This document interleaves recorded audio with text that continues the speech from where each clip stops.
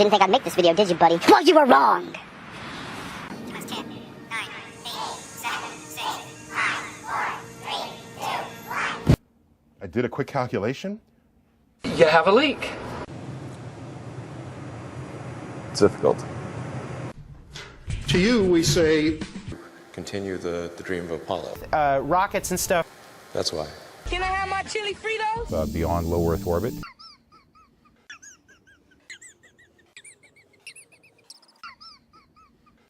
That's why. The next big launch is this new rocket, the Falcon Heavy. We're so proud of what the International Space Station stands for. we're peeking out from behind the moon. Looking at the That's why. NASA, the National Aeronautics and Space Administration, presents Aeronautics and Space Report.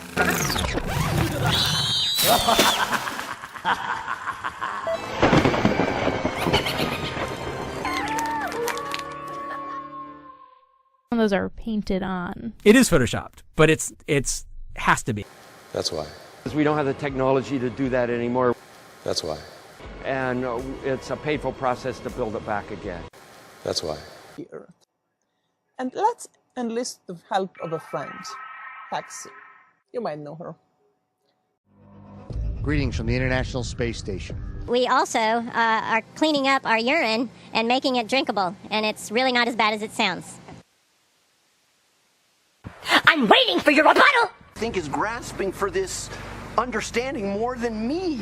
Time to ground control. So I'm sitting here in the pilot seat. I'm pulling it down. That's why. He's your boss, and you've been drinking way too much of his Kool-Aid.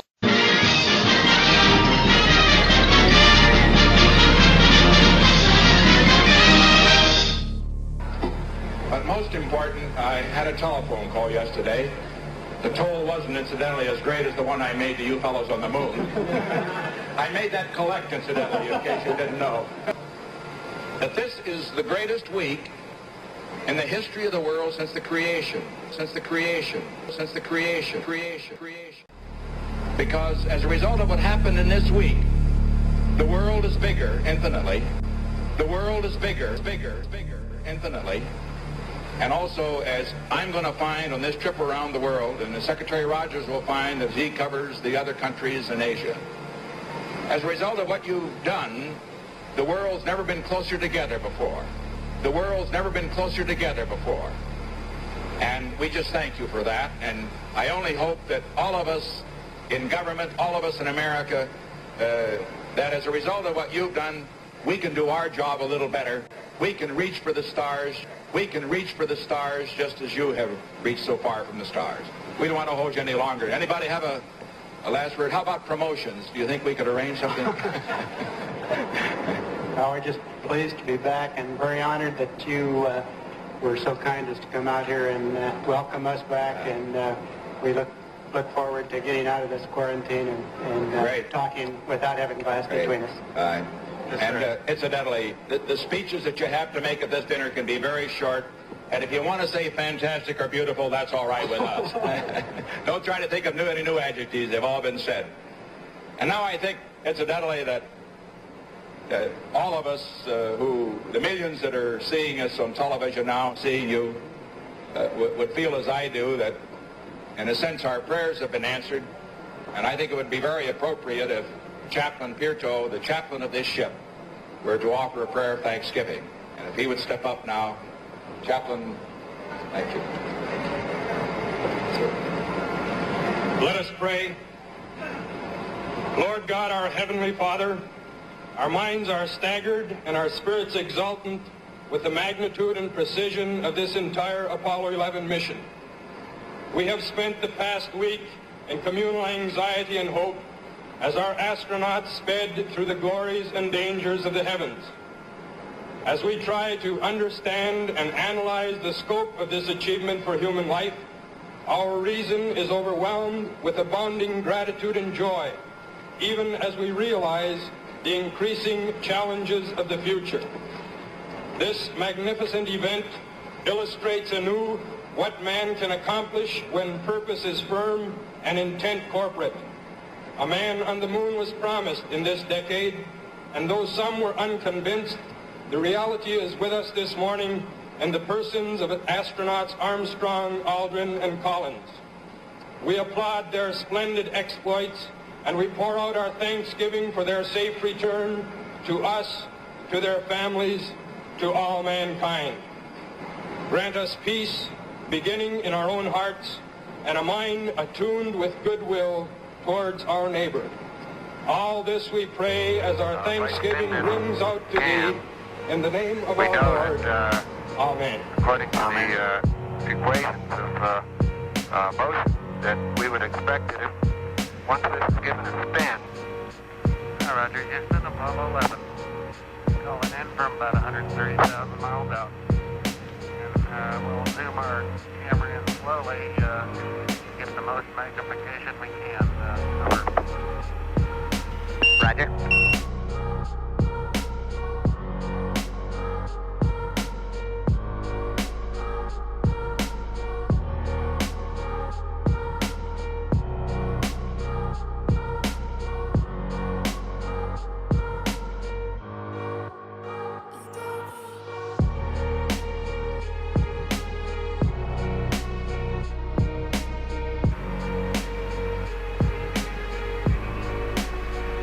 It's Big Mike Collins.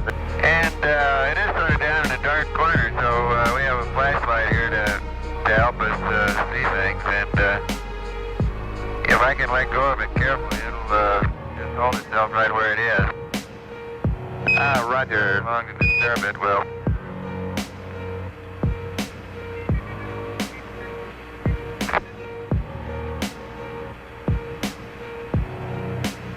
Apollo 11, Houston, that's a pretty good demonstration. You started out really stable there, Mike. It's, well,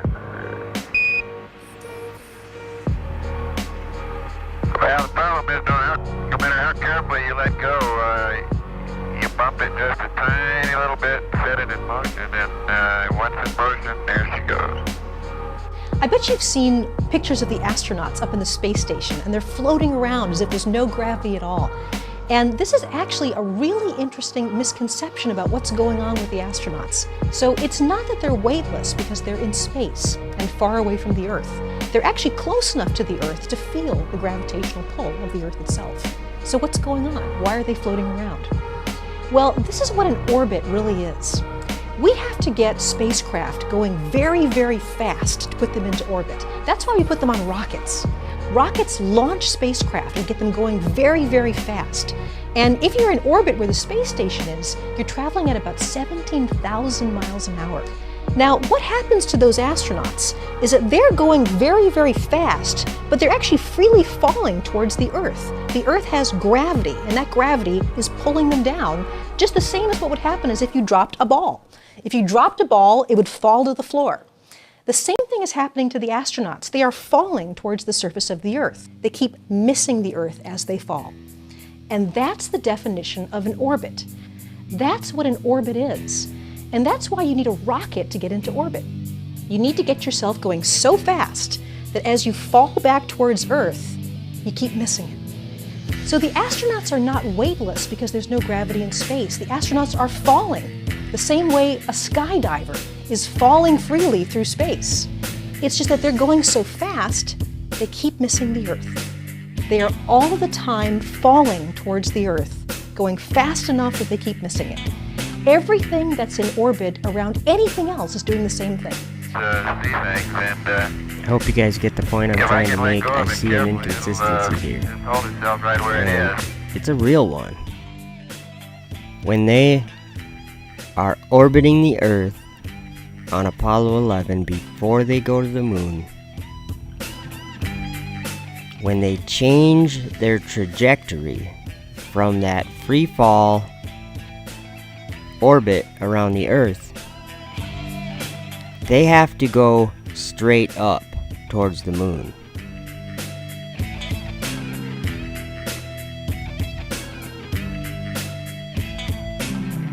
So how do they free fall straight up? I have a lot better explanation, and I've been trying to explain it. I think of the Tower of Babel, and I think of Jasher 9, when they got to the top of the tower, They shot arrows and spears up at heaven to try to kill God. And what did God do? He sent the arrows down covered in blood to cause the wicked people to err. So I see that happening in 2019 right now in front of my face. I see idols being put up in God's tabernacle, in God's temple, and defiling it. And I'm trying to open your eyes.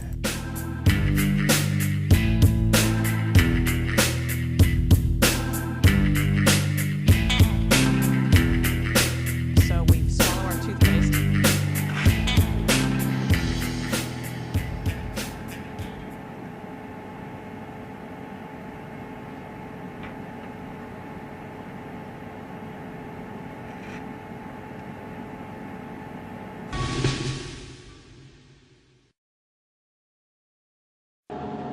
Swallow it. Yes, that's right. So we Just swallow the our toothpaste. In space. I was very sad to see that. Amazing. Amazing. It's called real good engineering.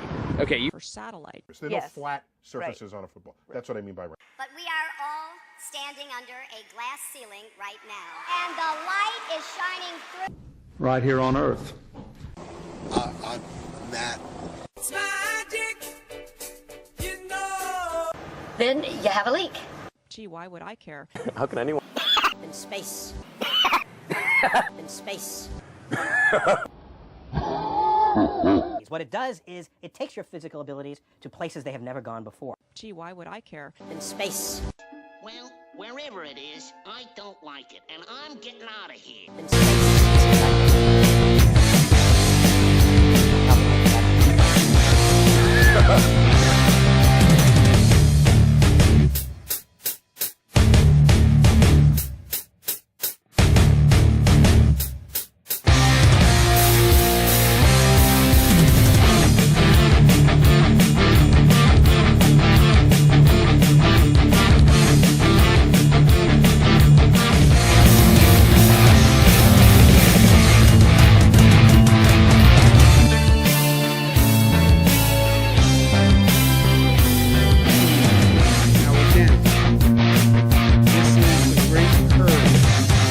Talk about plus or minus.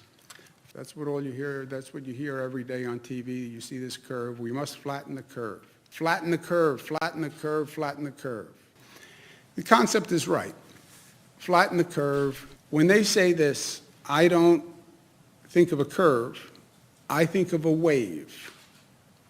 And the wave is going to break. We're doing everything we can to flatten the curve. Everybody on the globe is flatten the curve.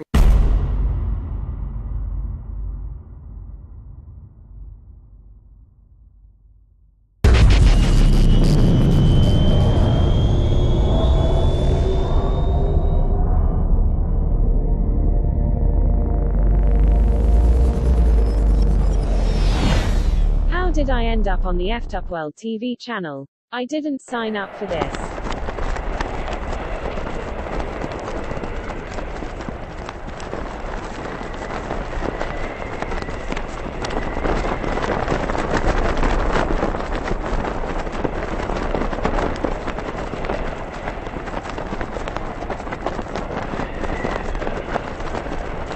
Just as the United States was the first nation to reach the moon in the 20th century, so too will we be the first nation to return astronauts to the moon in the 21st century. Well, how do you plan to get there? In this trash can? We're dreaming big. Well, now I've seen everything. And it'll get more and more obvious as you go along. Photoshop doesn't mean fake. You can take a real image and Photoshop it, and it would still be a real image afterwards. Photoshop it. That is real science.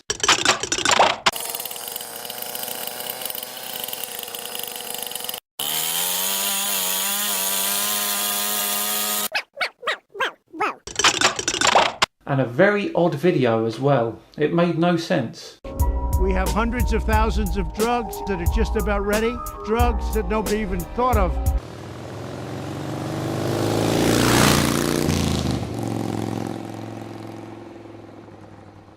drugs. No president's ever pushed them like I pushed them either, to be honest with you.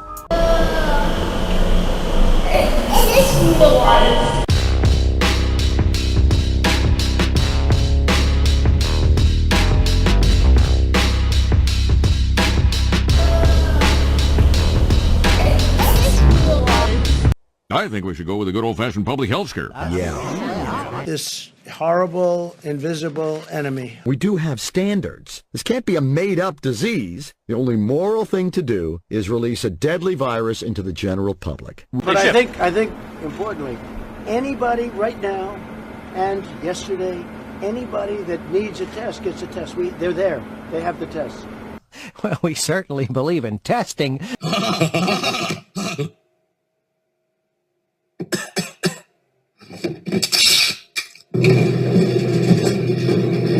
We're at war. In a true sense, we're at war. And we're fighting an invisible enemy. Hey, Dad, this came for you in the mail. Happy birthday. Happy birthday. What the? I am instructing the Small Business Administration to exercise available authority to provide capital and liquidity to firms affected by the coronavirus. As you know, we've inherited quite a budget crunch from President Trump. You can tell it's real because it looks so fake, honestly.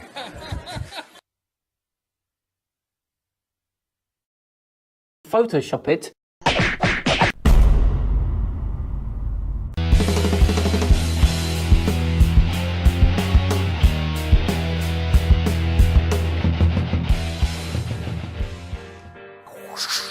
If you believe in the flat earth, you are a complete idiot. What do you expect me to believe? We're spinning at 1,000 miles an hour? You know? Why can I jump up and down? Why is it not just... Where were we? The earth that's spinning. Hey, well, how do you know that we're not standing still? You know that we're not standing still. Where were we? Where were we? Earth is spinning. So if the earth that's spinning, Earth, where were we? It's spinning. Then it would be like everything is like, I mean, at amazing speeds. This problem of the fact that there's 7 or 8 other planets. But anyway, you know, there's 8 other planets.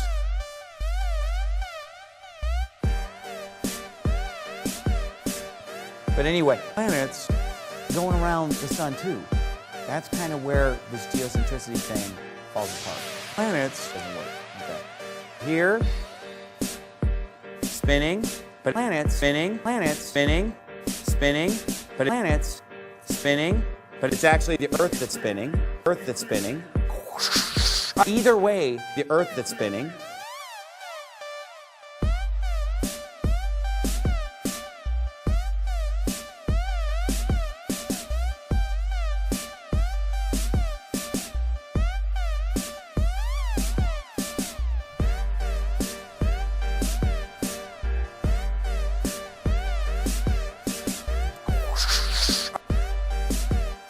Meet Chris Hadfield, retired NASA astronaut. He seems to be a dumb astronaut.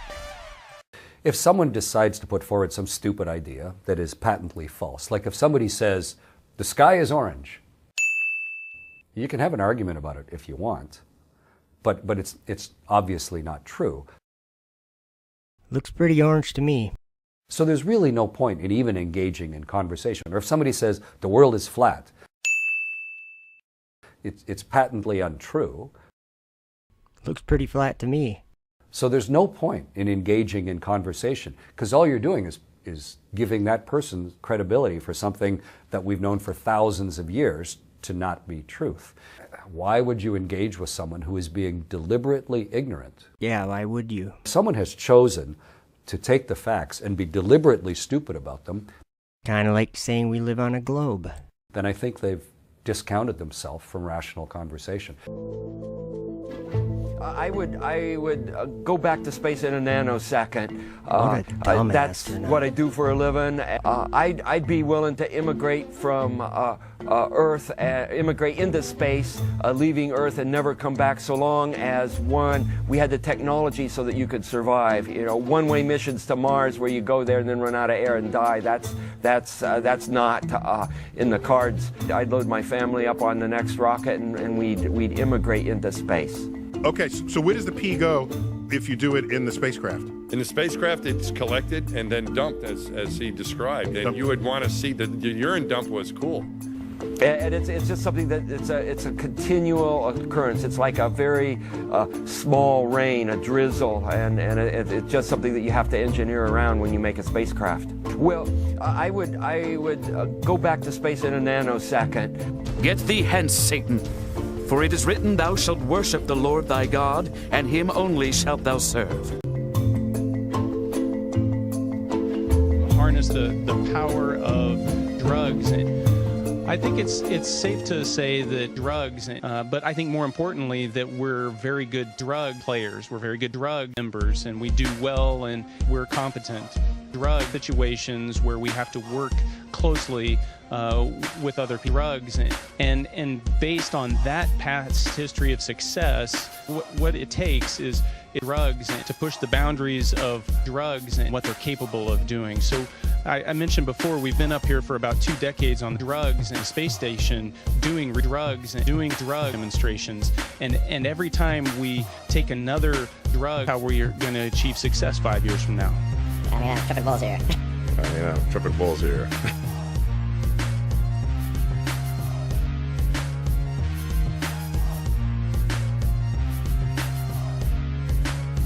We are collecting more than ever before in the history of the world, $1 million for that. So we're all very excited about getting $1 million. I mean, there are science questions, the $1 million extra. The best place to answer them are away from Earth. Fall and 2 months from now, we will be balling. All of our astronauts were balling. $1 million. Balling, balling, balling, balling. We are balling. Doing this is my calling. Flow is so appalling. My phone. Way better CGI very quickly. Well, I think it looks so ridiculous in space. Impossible. There's no atmospheric occlusion. You know, like everything looks too crisp. Normally fake. I mean, it's a beast, so space. Very quickly. The colors all look kind of weird in space for several hours, honestly. In space. And I was really seeing the 2 boosters land around the world, synchronized, really just like the simulation, space hardened or whatever. Yeah. And you can tell it's fake. So fake. It's just the imagery of it is fake in space, and it's still tripping me out. Something that's going to get it was fake. Way better CGI in space. Here it's essentially dwelling there through the Van Allen belts. Very quickly test any of those materials for, so it just has the same seats that like normal car has. It's just literally fake. The colors all look kind of weird in space. Did they worship this car? Because it looks so fake. Space hardened or whatever. Fake. Which I kind of like the absurdity of that. It was fake. And you can tell it's real but fake. Space or whatever. Fake. Whatever. Fake. Fake. Very quickly. You can do anything you want. Yeah. Big tripping balls here. Yeah. I mean, it's dangerous. It's a dangerous trip. You want to look good. That's the real deal. We don't have no plan. No plan. Those worked out real well. I'm really happy about those. Blood. The flat Earth supposedly can be disproved so easily that you have to be an idiot to believe in it. And I'm standing by what I said on Wednesday night. You have to be stupid to believe in it. And anybody who heard my sermon on Wednesday night and still believes in it today on Sunday is stupid. And you come up to me after the service and tell me that I'm wrong, and I'll tell you you're stupid. We are absolutely ready to go to Mars. Who's ready to go to Mars up there? I think you're ready. I know you're ready, right? But we destroyed that technology. The rocket equation. His name name is Ralph, man. She was a woman. Oh, yeah, that would be disastrous. She'd like to go to Mars very quickly. The problem is we don't have the technology to do that anymore. We used to. Epic achievement. And it's a painful process to build it back again. The Earth is flat. The Earth is flat. We just discussed that. She'd like to go to Mars very quickly. I'd go to the moon in a nanosecond. It would kill everyone on Earth.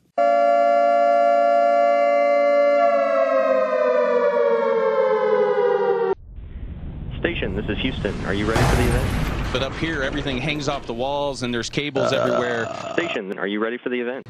Brad Pitt, this is Mission Control Houston. Please call station for a voice check. I am ready for the event. Houston, this is Station. Station, this is Brad. How do you hear me? Hey, Brad, this is Nick. I've got you loud and clear. Welcome to the International Space Station. CGI or hooked to strings? I bet. Thank you very much. I got to tell you, this is a real treat. Real pleasure to be talking to you up there. Hey, likewise, a treat for us. Actually, we got a chance to sneak preview the movie a few weeks back, and just want to start off by saying thank you for what you're doing to contribute to the mission of awareness and to set that, light that fire in the imaginations of the next generation of explorers. Thank you, Nick. Thank you very much. And now that I have you all the way up at the space station, let's talk about me. How'd we do? How was our zero G? I got to tell you, it was really good. And the depictions, the settings, all, as you can tell, look very similar to the type of setting I've got around me. I got to imagine it was a lot easier for me to kind of enjoy the zero G than it was you, whether it was CGI or hooked to strings.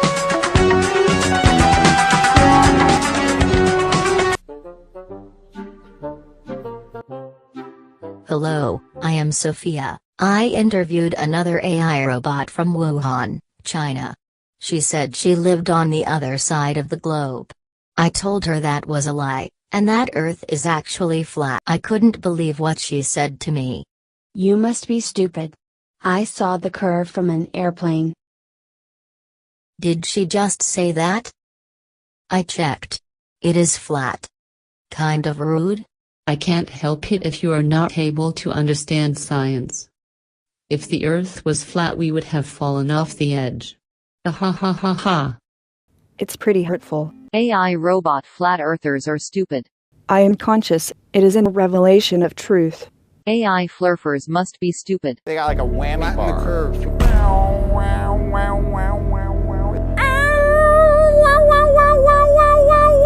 Fake works, fake works, fake works, fake works, fake works. Dong. Fake. Wow, wow, wow, wow.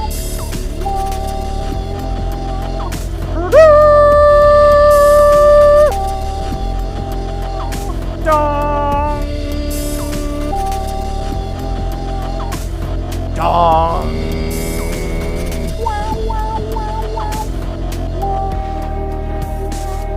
Fake.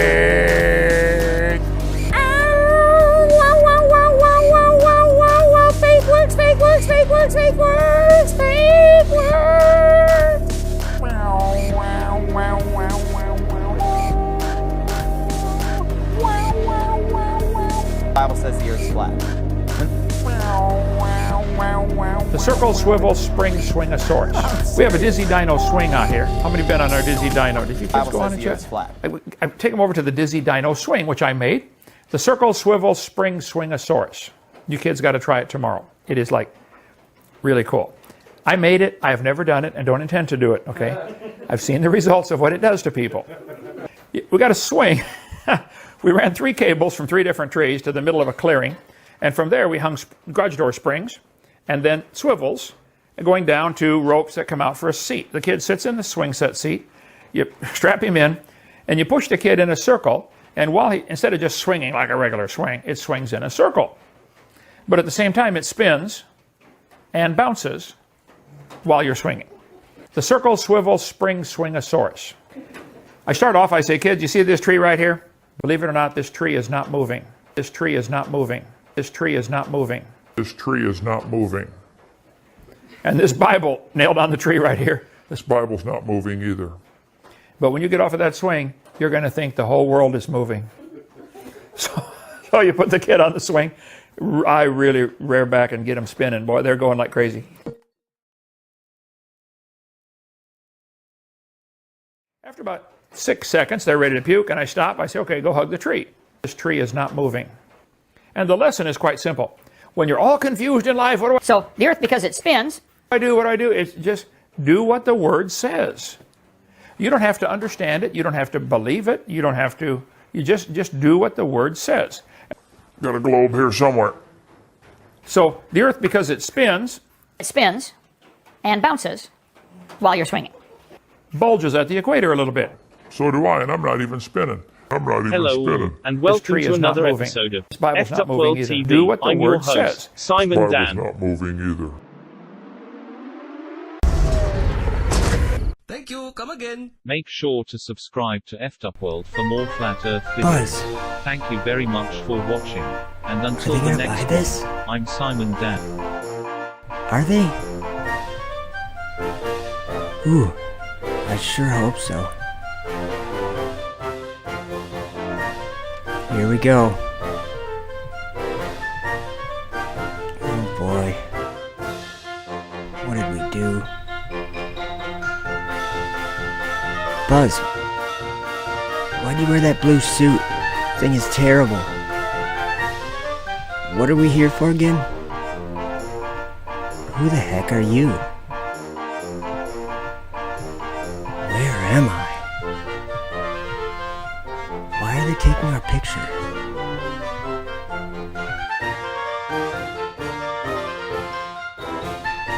What the heck is going on here? Buzz, why the blue suit? Buzz, what are we even doing here? Do you know Pinhead? They sure took a lot of pictures. Buzz, what is up with the blue suit, dude? Just say we went to the moon. Yeah.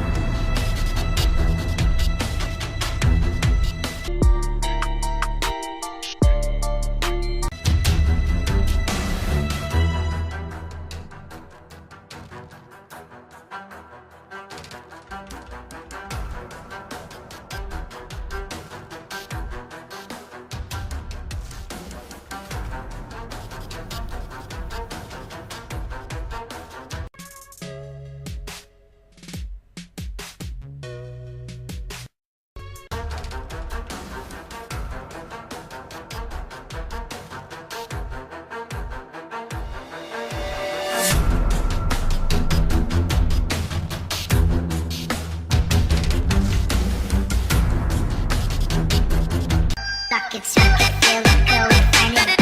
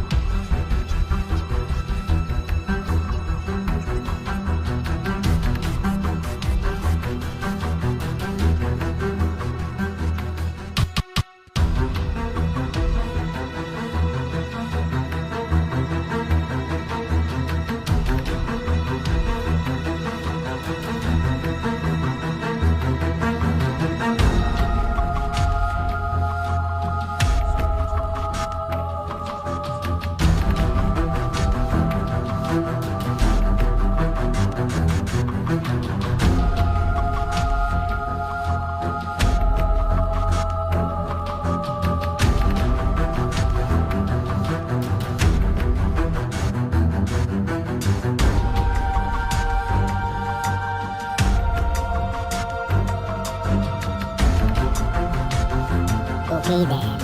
Whatever.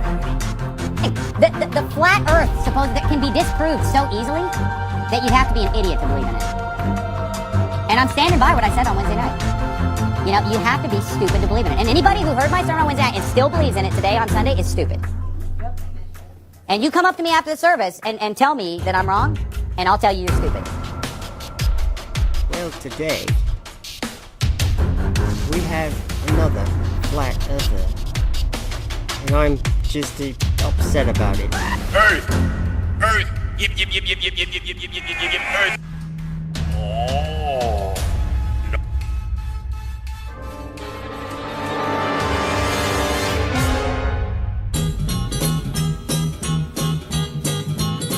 Sunny day, sweeping the clouds away.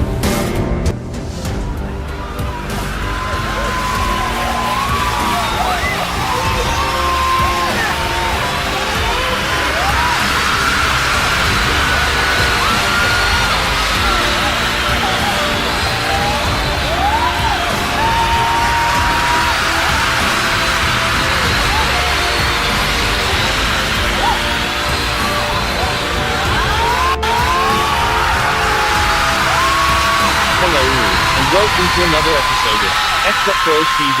I'm your host, Simon Dan. Thank you, come again. If Earth is supposedly rotating, why don't you have any proof? It is like you have to imagine something to believe that it is rotating. Why do you think it is rotating? I think it is not rotating. I live on it, and I don't see any reason to believe that it is rotating. What could possibly make you think it is rotating? If it was rotating, you would have evidence of it rotating, but it is just sitting there, perfectly stationary with no signs at all of any rotating. Make sure to subscribe to Effed Up World for more Flat Earth videos. Thank you very much for watching. And until the next one, I'm Simon Dan.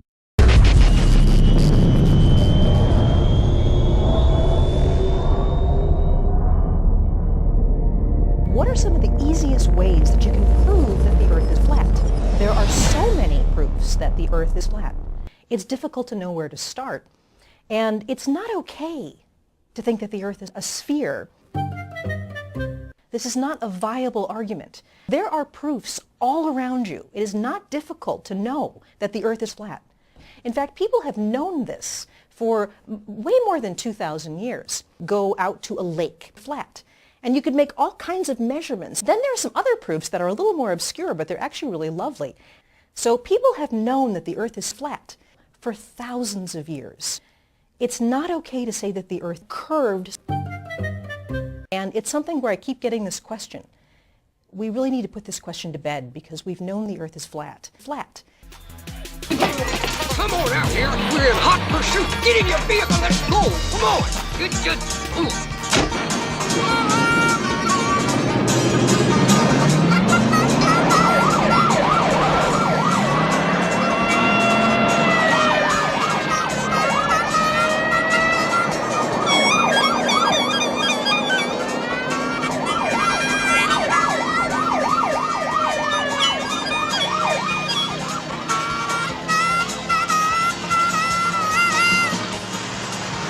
Cut through Sand Creek Road around the next bend here.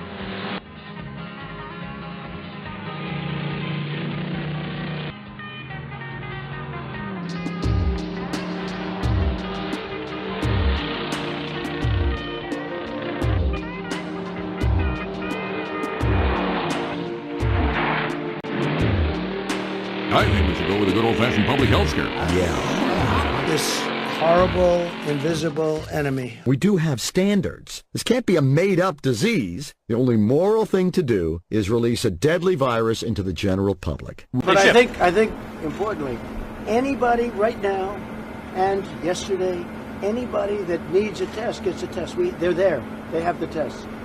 Well, we certainly believe in testing.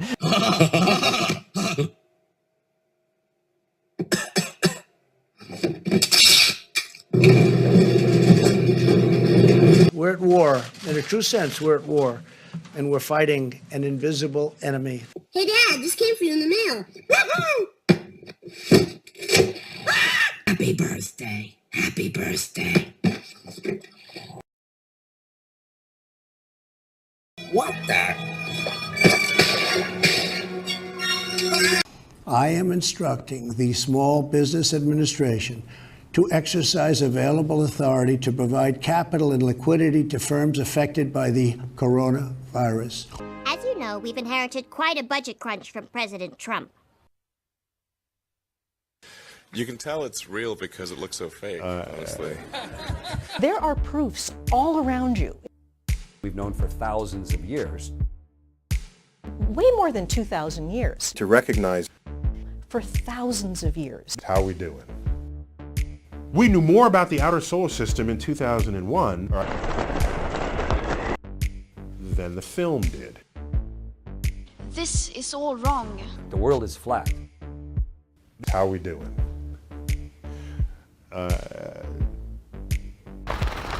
How dare you?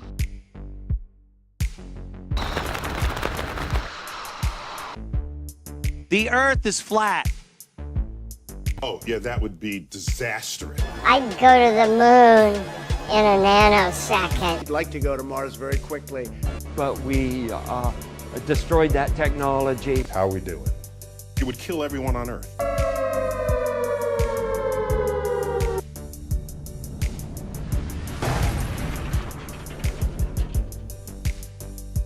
How dare you? The Earth is flat. We just discussed that. You have stolen my dreams and my childhood. But we are all standing under a glass ceiling right now. And the light is shining through. And then SpaceX is about helping make life multiplanetary. The weird part about it is space is so incredibly black, so incredibly dark. It's a bottomless pit, bottomless pit, pit, bottomless pit, pit, pit, pit. To continue the dream of Apollo.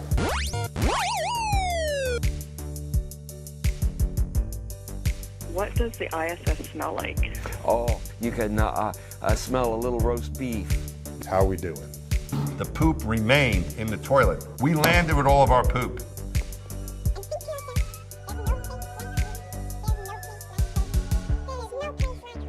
There's no place like space. There's no place like space. There's no place like... Station, this is your president. Do you hear me? Everything just floats. And sometimes that is really difficult to believe that it could actually be true. In this abyss of darkness. Blackness of darkness forever. You know, it was a movie. I didn't think that it would actually come true. I'll tell you, it is still difficult to believe that this is happening.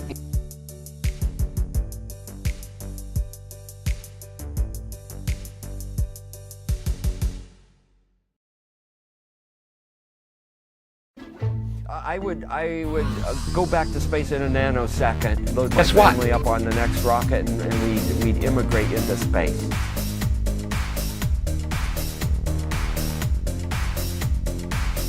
That is real science.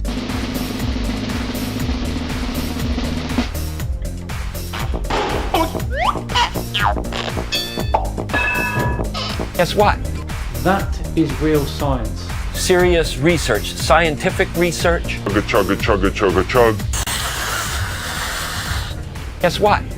That is real science. Toilet that you use, and then a machine that goes chugga, chugga, chugga, chugga, chug, and then you go to the galley and you make yourself a cup of coffee. Guess what? That is real science. Guess what? That is real science. We also are cleaning up our urine and making it drinkable. And That is real science. Guess what? it's really not as bad as it sounds. Real science. Serious research, scientific research. But up here, everything hangs off the walls and there's cables everywhere.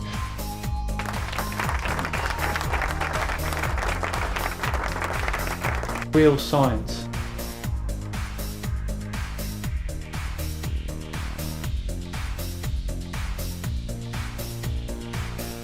Real science. Real science.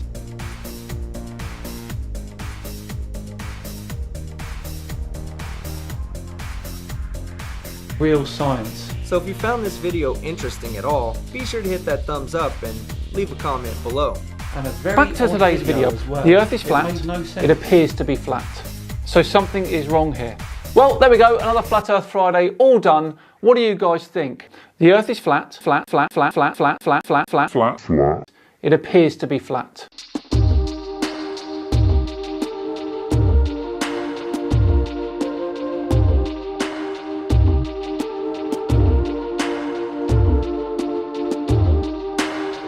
The International Space Station is a national orbiting laboratory.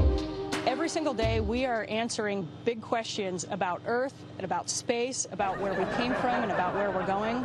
We're learning more questions to ask. Known knowns, we know what we know what we don't know, and then there's a whole bunch of things that we don't know what we don't know. And that's the exciting thing to me. One of the exciting things about exploration is that every time we learn something new, sometimes it opens up another can of worms. It opens up five more questions that we want to answer. Known knowns, we know what we know what we don't know, that we don't know what we don't know.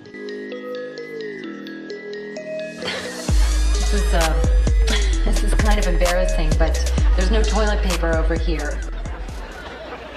Are you talking to me? Yeah, I just forgot to check, so if you could spare some. No, I'm sorry. What? No, I'm sorry, I can't spare it. You can't spare it? No, there's not enough to spare. Well, I don't need much. Just 3 squares will do it. I'm sorry, I don't have 3 squares now, if you don't mind. 3 squares? You can't spare 3 squares? No, I don't have a square to spare. I can't spare a square. Well, is it 2 ply? Because if it's 2 ply, I'll take 1 ply. 1 ply. 1 puny little ply. I'll take 1 measly ply. Look, I don't have a square and I don't have a ply. No, don't pull. I beg you. It is contagious, but the death rate is pretty low.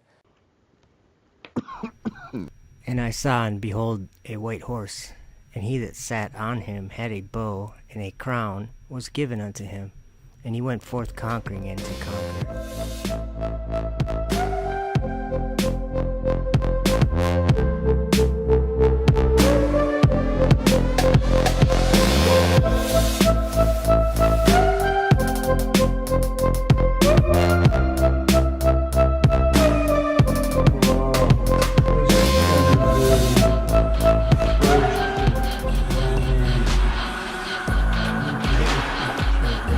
Upgrade the vaccines just makes common sense. 1 layer, you put another layer on it. You're going to have to take that off, please. You have a physical covering with double masking. You're very muffled. Upgrade the vaccines.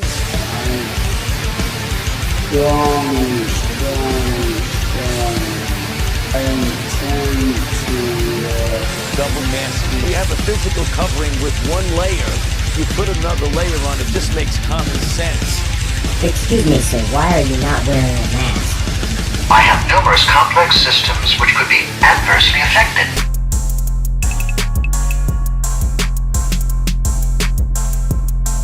Don't mention it. This is your brain on the mask. Any questions? And they keep touching their face. This is what happens to your brain after The mask. This is what your body goes through. With masks. Wait, It's not over yet. This is what your family goes through. Friends, it's mine! Back to the future! And your life. Any questions? And he caused all, both small and great, rich and poor, free and bond, to receive a mark in their right hand or in their foreheads, and that no man might buy or sell save he that had the mark or the name of the beast or the number of his name. Here is wisdom. Let him that hath understanding count the number of the beast, for it is the number of a man, and his number is 666, to receive a mark in their right hand or in their foreheads,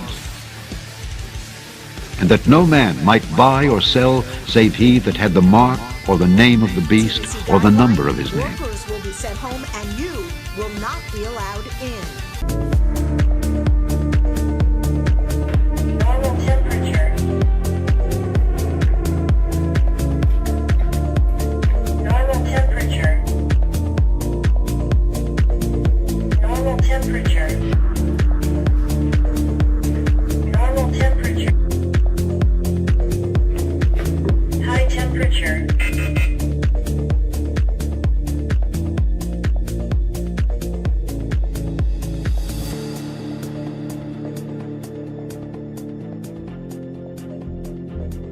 All right, listen to this. A local Chinese restaurant is taking drastic measures to keep the staff and customers from the coronavirus. So no one is allowed to be seated without a temperature check. So the temperature check may be the new norm as this virus continues to spread.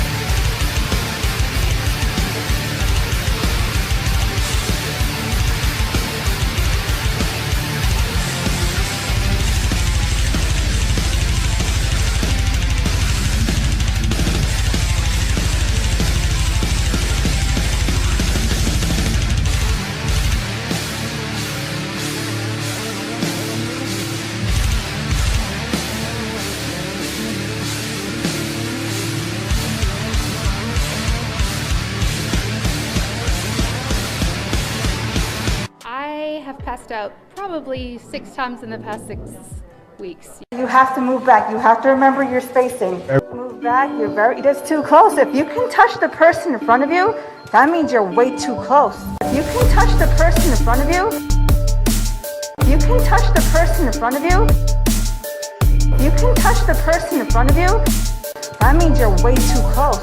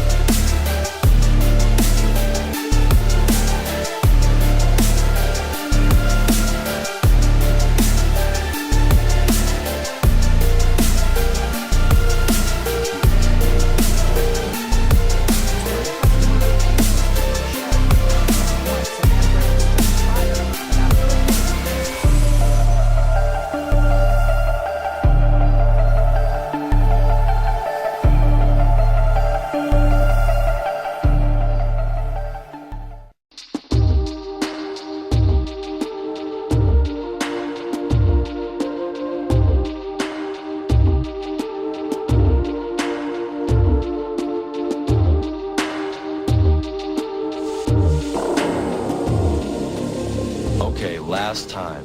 This is The masks. this is your brain. The mask. Any questions? And they keep touching their face. This is what happens to your brain after The mask. this is what your body goes through. With masks. Wait, it's not over yet. This is what your family goes through. Your friends and money! Drugs, back in the future! And your life. Any questions? People should not be walking around with masks.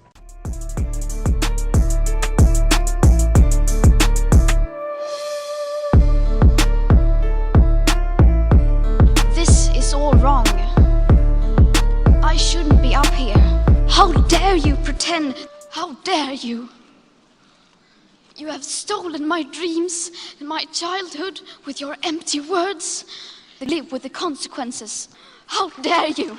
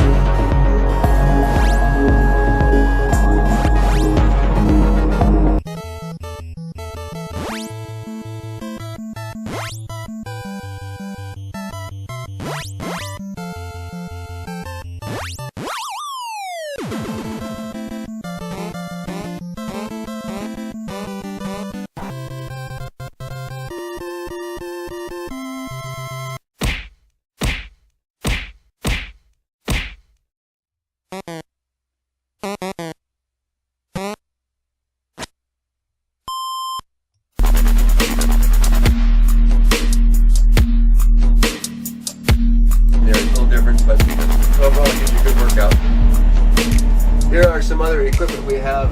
This is a water analyzer. We use this, we put water samples in here from all over and test out the water to make sure we have bacteria growing, other stuff growing in the water that would be harmful to us. That's how we test it out. This is actually a container that has urine in it, and we get that from the Russians. And we put that then into our recycling system, our water recycling system. So first it goes into the urine processor, and then from there it goes into the water processor to make us drinking water. We're drinking the urine coming from these ones. This is actually a container that has urine in it, and we get that from the Russians. And we put that then into our recycling system, our water recycling system. So first it goes into the urine processor, and then from there it goes into the water processor to make us drinking water. We're drinking the urine coming from these ones. Recycling system, or water recycling system. So first it goes into the urine processor, and then from there it goes into the water processor to make us drinking water. We're drinking the urine. We're drinking the urine coming from these ones. We also have here, it's called a WC, but if you notice, it's actually an outhouse, and really that's what it is. It's just a bathroom. And again, so the urine that we use in here also it gets recycled. And then so we actually have quite a green little system up here, and we recycle quite a bit of all the fluids that are used up here, I guess. The condensation, our sweat, everything gets all set back into the system and used again. So for the bathroom, they call the bathroom the can. There's a reason why we call it a can. Because here it is, right here. There's a can. That definitely is a can full of crap, literally. Full of crap, literally. And so that's what happens. You can sit here when you want to use it for that version of it. And basically there's a little bit of suction that comes down there to help keep pretty much the smell from coming up and everything else from coming up while you're using it. And we use little packets here that fit into the hole that fits on top here. These packets go in here. You use one of these packets, of course, and when you're done with the packet, you wrap it up and push it back in there, and about every 8-9 days, that becomes full, and we put a new one in. That also gets then thrown down in the PMM for our trash, and hopefully on a cargo vehicle that's all done, that's going to burn up on the way in, we put those on there and it's done. For urination, you got to go there. Of course, that's why it's yellow. It's a standard, it's a suction. Basically, there's almost like a wet back in the back here, is the way I look at it. And so it separates, suction on it, and it separates the water and the air inside there, and the urine in the air. And the urine, of course, goes to the urine processor. The air gets a little bit filtered and sent back out again. And that's the way. So it's a nice system. It actually works quite well. We had some issues early on, but now it's been working really, really well. Knock on wood. Exactly for that. We're happy about that. Yeah, but it's a robust system. It's not complicated. It was probably built 40 some years ago, or designed, and it still seems to work pretty well. Yeah, we're happy with it. So actually, we're drinking the urine coming from these ones. It has urine in it, and we get that from the Russians processor to make us drinking water. We're drinking the urine coming from these ones. We also have a processor to make us drinking water. We're drinking the urine coming from these processor to make us drinking water. We're drinking the urine processor to make us drinking water. We're drinking the urine processor to make us drinking water. We're drinking the urine coming from the Russians. We're drinking the urine coming from these Russians. We're drinking the urine coming from these Russians. Get that from the Russians. A can full of crap, literally.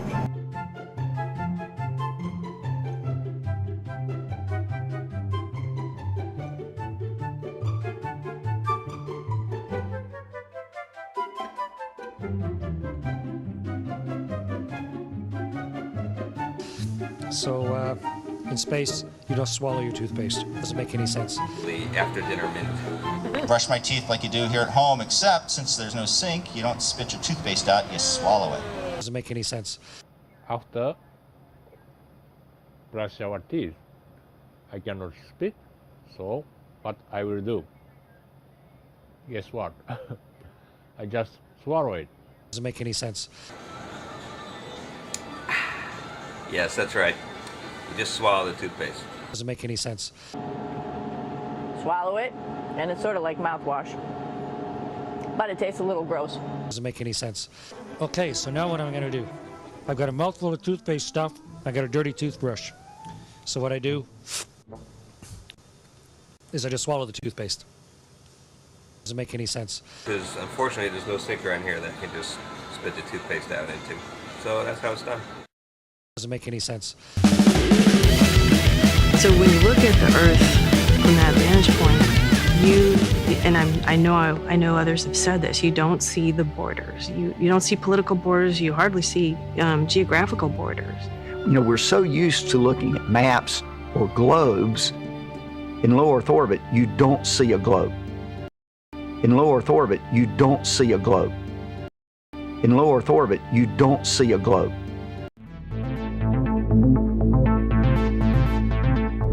Hello all, and welcome to another episode of F'd Up World TV. I'm your host, Simon Dan. And in the sun, in the shiny part, it's 150 degrees. And in the shade, it's minus 120 degrees. In the shade in space, it's like minus 250 degrees. But the part of you that's in the sun, it's plus 250 degrees at least. That is real science.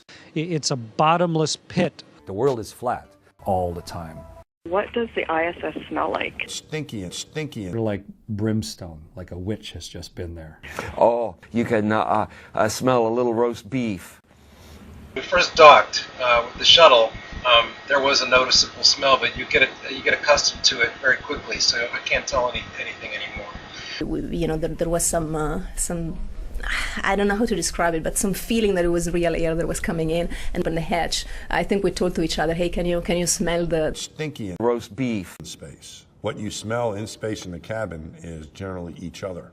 When we landed on the shuttle, the people that would open up the hatch would get a whiff of this and be like, I smell a little stinky and roast beef. This was a challenge given to me by peeing upside down. We don't have the technology to do that anymore. We used to, but we destroyed that technology, and it's a painful process to build it back again.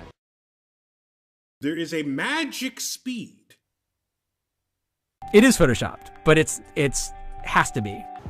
Let's take a a peek at the process. It looks kind of flat. NASA's Rob Simon made this, so some of those are painted on. It is photoshopped, but it's has to be. The clouds are sort of too see-through, so I just hit Command Z a lot. There's artistry to creating the world.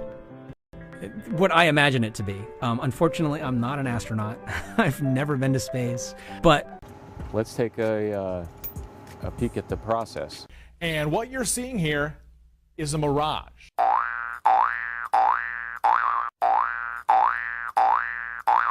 We must solve these challenges before we send people through this region of space. No, now I'm not sure we went far enough out to encounter the Van Allen radiation belt. Maybe we did. No. Naturally. I don't know the distance to the Van Allen radiation belt. Naturally. And we used to. If we did, it wasn't a problem. Naturally. Just as it passes over the Indian Ocean, we lose communication. We destroyed that technology. No. Naturally. We'll pass through the Van Allen belts. Maybe we did. An area of dangerous communication. Radiation. See things that we don't know. Naturally, radiation like this could harm the guidance systems, onboard computers, or other electronics on Orion.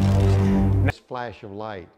The problem is we don't have the technology to do that anymore. Naturally, we have to pass through this danger zone twice. No.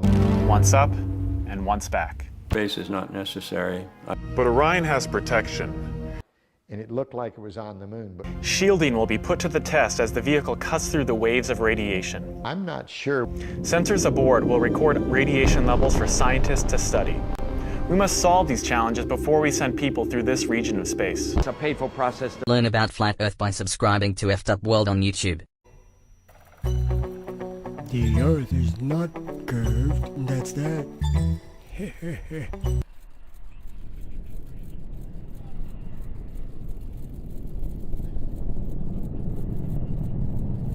Alright, we're off. I'm glad I get a couple minutes to hang out with you guys alone.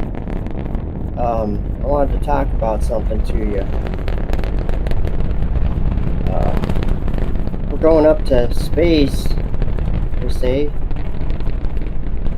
in a rocket, and I don't know if it's such a good idea now that I thought about it.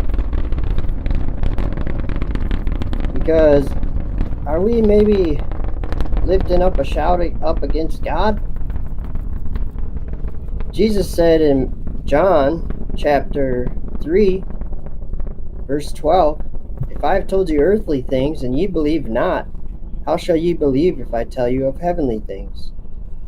And then listen to this, guys. He says this, "And no man ascended up to heaven, but he that came down from heaven, even the Son of Man which is in him."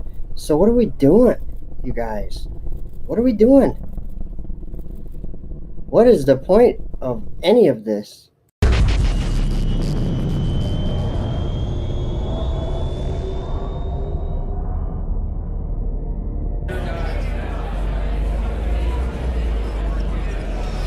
Alright, I just heard the call out for a good orbit.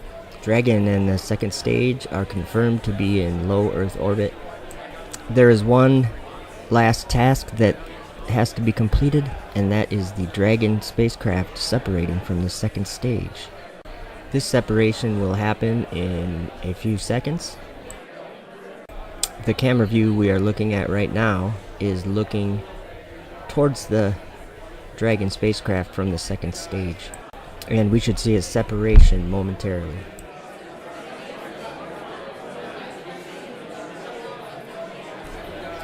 And there we go, separation confirmed.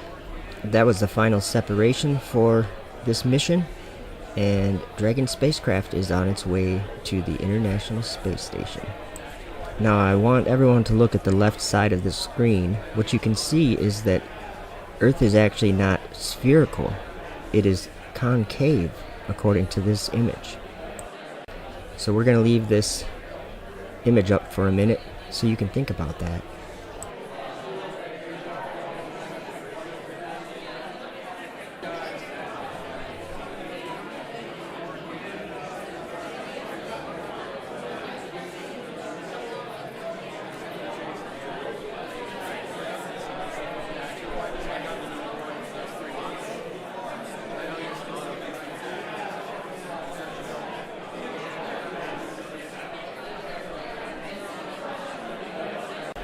And here's another view of the non-spherical surface of Earth from the second stage camera.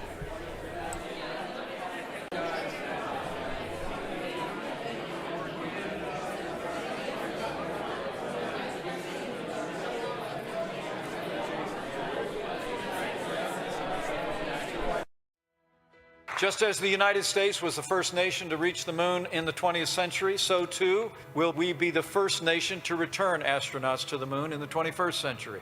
Well, how do you plan to get there? In this trash can? We're dreaming big, Well, now I have seen everything. and it'll get more and more obvious as you go along.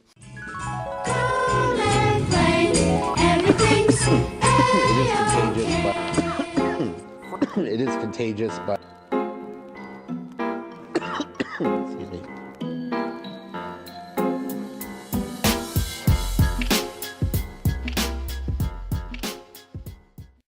On the Lord, what here, what here? On the Ricky Ticky Low, while living #1 Nickelodeon. This message brought to you by Nickelodeon, the first and only network for kids. #1 Nickelodeon.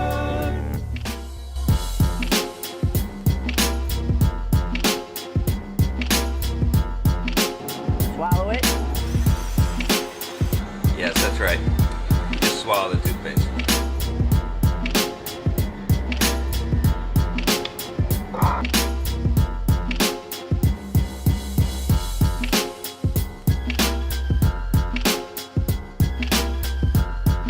It is contagious, but... And now Elon Musk is the card. But Elon Musk is sending up huge rockets and send them up to the moon. What are they going to do? They're going to look out the windows and photograph the Earth. Think of all these people that are going to be going up. A few years, it's not long in the future. And they're going to be photographing this round, blue, beautiful planet out here in space. Thousands of photographs and videos from the space station as it moved in the heavens above the Earth.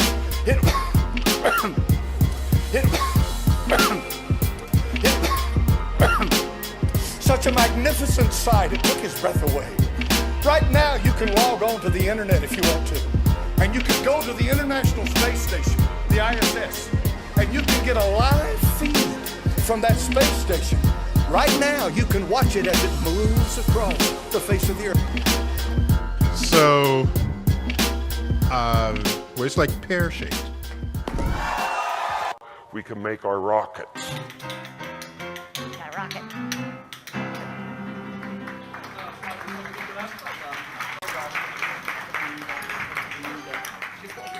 The weird part about it is space is so incredibly black, so incredibly dark. It's a bottomless pit, bottomless pit, bottomless pit. This is actually a container that has urine in it, and we get that from the Russians. And we put that then into our recycling system, our water recycling system. So first it goes into the urine processor, and then from there it goes into the water processor to make us drinking water. We're drinking the urine coming from these ones. What does the ISS smell like? Oh, you can smell a little roast beef. It is possible to pee upside down, which is kind of cool. And it is treated, and it is reused. So as my friend Don Pettit says, today's coffee is tomorrow's coffee. Beyond the Earth and into those forbidden skies, but they will not be forbidden for long.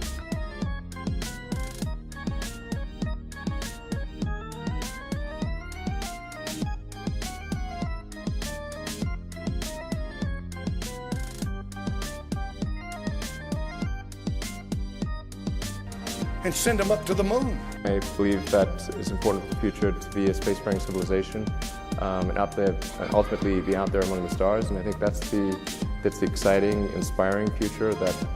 But we are all standing under a glass ceiling right now, and the light is shining through.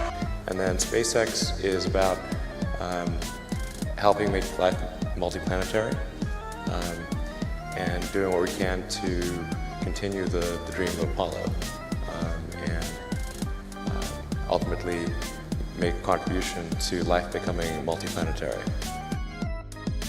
Just as the United States was the first nation to reach the moon in the 20th century, so too will we be the first nation to return astronauts to the moon in the 21st century. Well, how do you plan to get there? In this trash can? We're dreaming big, Well, now I have seen everything. and it'll get more and more obvious as you go along. If you want to think the world is flat, go right ahead. So which one of you is ready to go to Mars? Are you ready? We are absolutely ready to go to Mars. Who's ready to go to Mars up there? I think you're ready. I know you're ready, right? But we destroyed that technology. The rocket equation. His name is Ralph, man. She was a woman. Oh, yeah, that would be disastrous. She'd like to go to Mars very quickly. The problem is we don't have the technology to do that anymore. We used to. Epic achievement. And it's a painful process to build it back again. The Earth is flat. The Earth is flat. We just discussed that. She'd like to go to Mars very quickly. I'd go to the moon in a nanosecond. Station, this is Houston. Are you ready for the event? But up here, everything hangs off the walls and there's cables everywhere. Station, are you ready for the event? Brad Pitt, this is Mission Control Houston. Please call station for a voice check. I am ready for the event. Houston, this is Station. Station, this is Brad. How do you hear me? Hey Brad, this is Nick. I've got you loud and clear. Welcome to the International Space Station. CGI or hooked to strings. I bet. Thank you very much. I got to tell you, this is a real treat. Real pleasure to be talking to you up there. And send them up to the moon. The sun is up there, right? Then the moon casts a shadow on the Earth. It's a few years, it's not long in the future. And they're going to be photographing this round, blue, beautiful planet out here in space.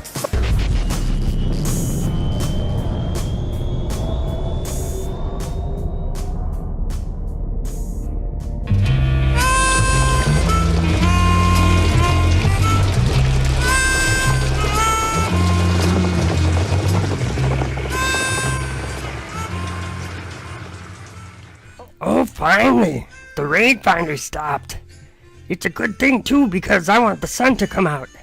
I'm about to wake Oscar up and show him this picture of water. Yeah, that's right. I want to show him this water and how flat the surface of it is. And it's a good thing because I know that Oscar's not grouchy on Saturdays. Hey, Oscar! Hey, take a look at this! Oscar! I got something to show you! Oscar! What?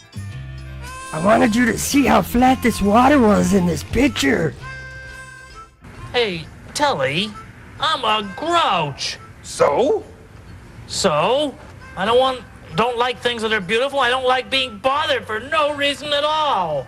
Yeah, but you would like something I just learned about the water. It's flat. Why should I like to look at the water? Because God made water to be level at its surface. I don't care about stuff like that. No? No, there's no reason for a grouch to care about water. Yes, there is. There's lots of reasons. Come on, why should I care about water?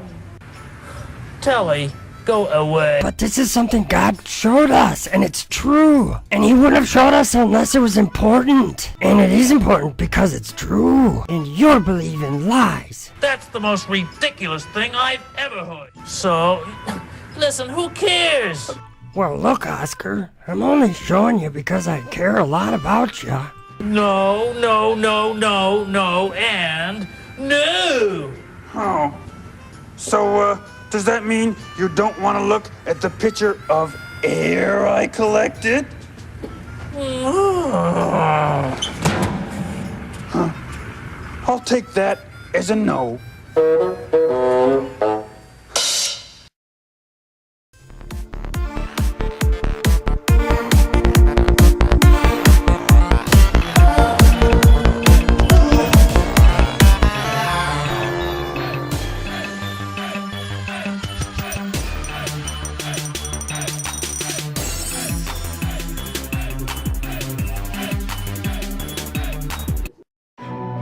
50 years ago, we went to the moon.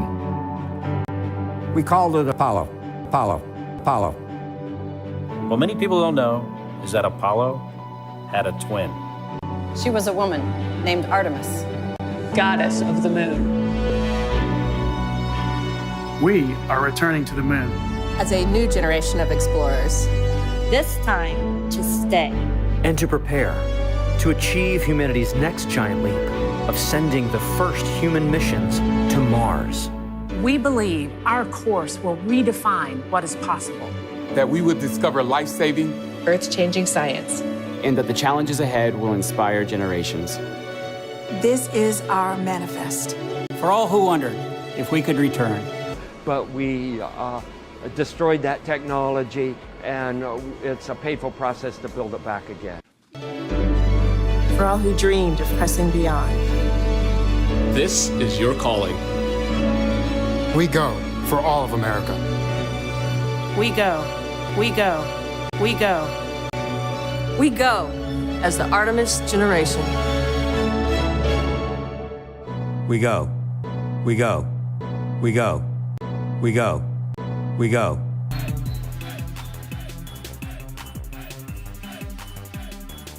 I'll go.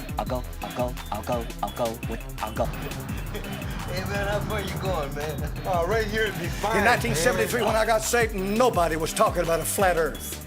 I have read the documents, the commentaries, the productions of many wise men down through the years, and not a one of them was talking about a flat Earth. Let me tell you something this morning, and you please hear what I've got to say. This is important. When all this stuff started bouncing back in my face a few months ago, I said to myself, well, these are brothers and these are sisters. They know the Lord, they love the Lord. We can abide together. We may not all see things exactly the same, but if we have the same Holy Spirit, we can dwell together as brethren. That was my attitude toward it, and I tried to project that attitude. Think not that I am come to send peace on earth. I came not to send peace, but a sword. And all of a sudden now, all these Christians, the Bible says it's fine. You know? And I will bring the blind by a way that they knew not. I will lead them in paths that they have not known. I will make darkness light before them, and crooked things straight. These things will I do unto them, and not forsake them. They shall be turned back.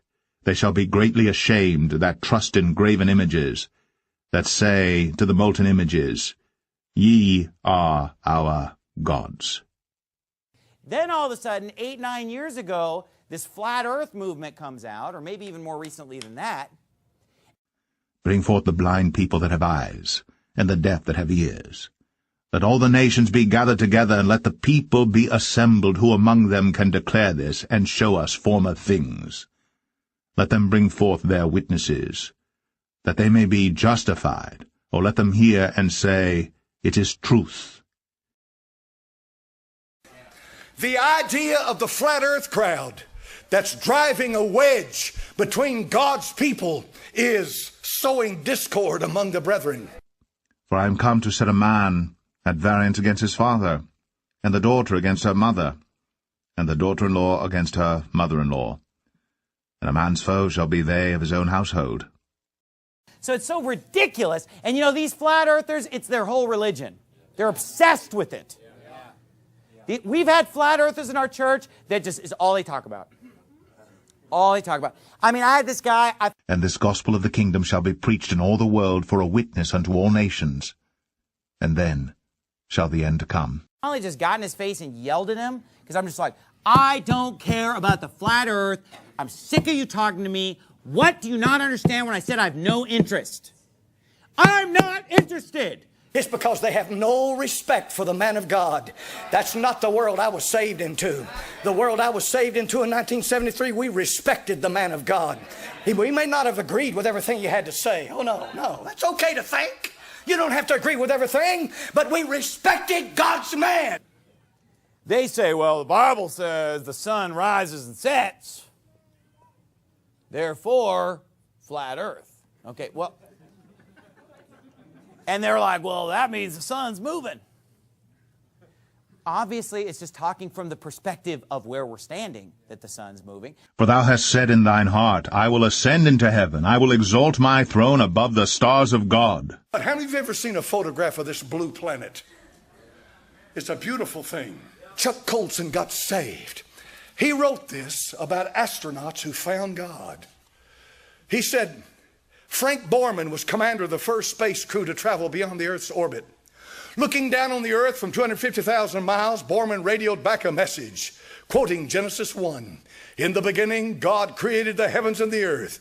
And he later explained, he said, I had an enormous feeling that there had to be power greater than any of us, that there was a God, that there was indeed a beginning. How many of you have ever seen a photograph? And I know if you're a flat earther, you don't know how the photograph even exists. You know it's all fabricated. It's all a hoax. But if we believe the basic traditional scientific view of the way the universe is laid out, leave me alone! A beautiful thing.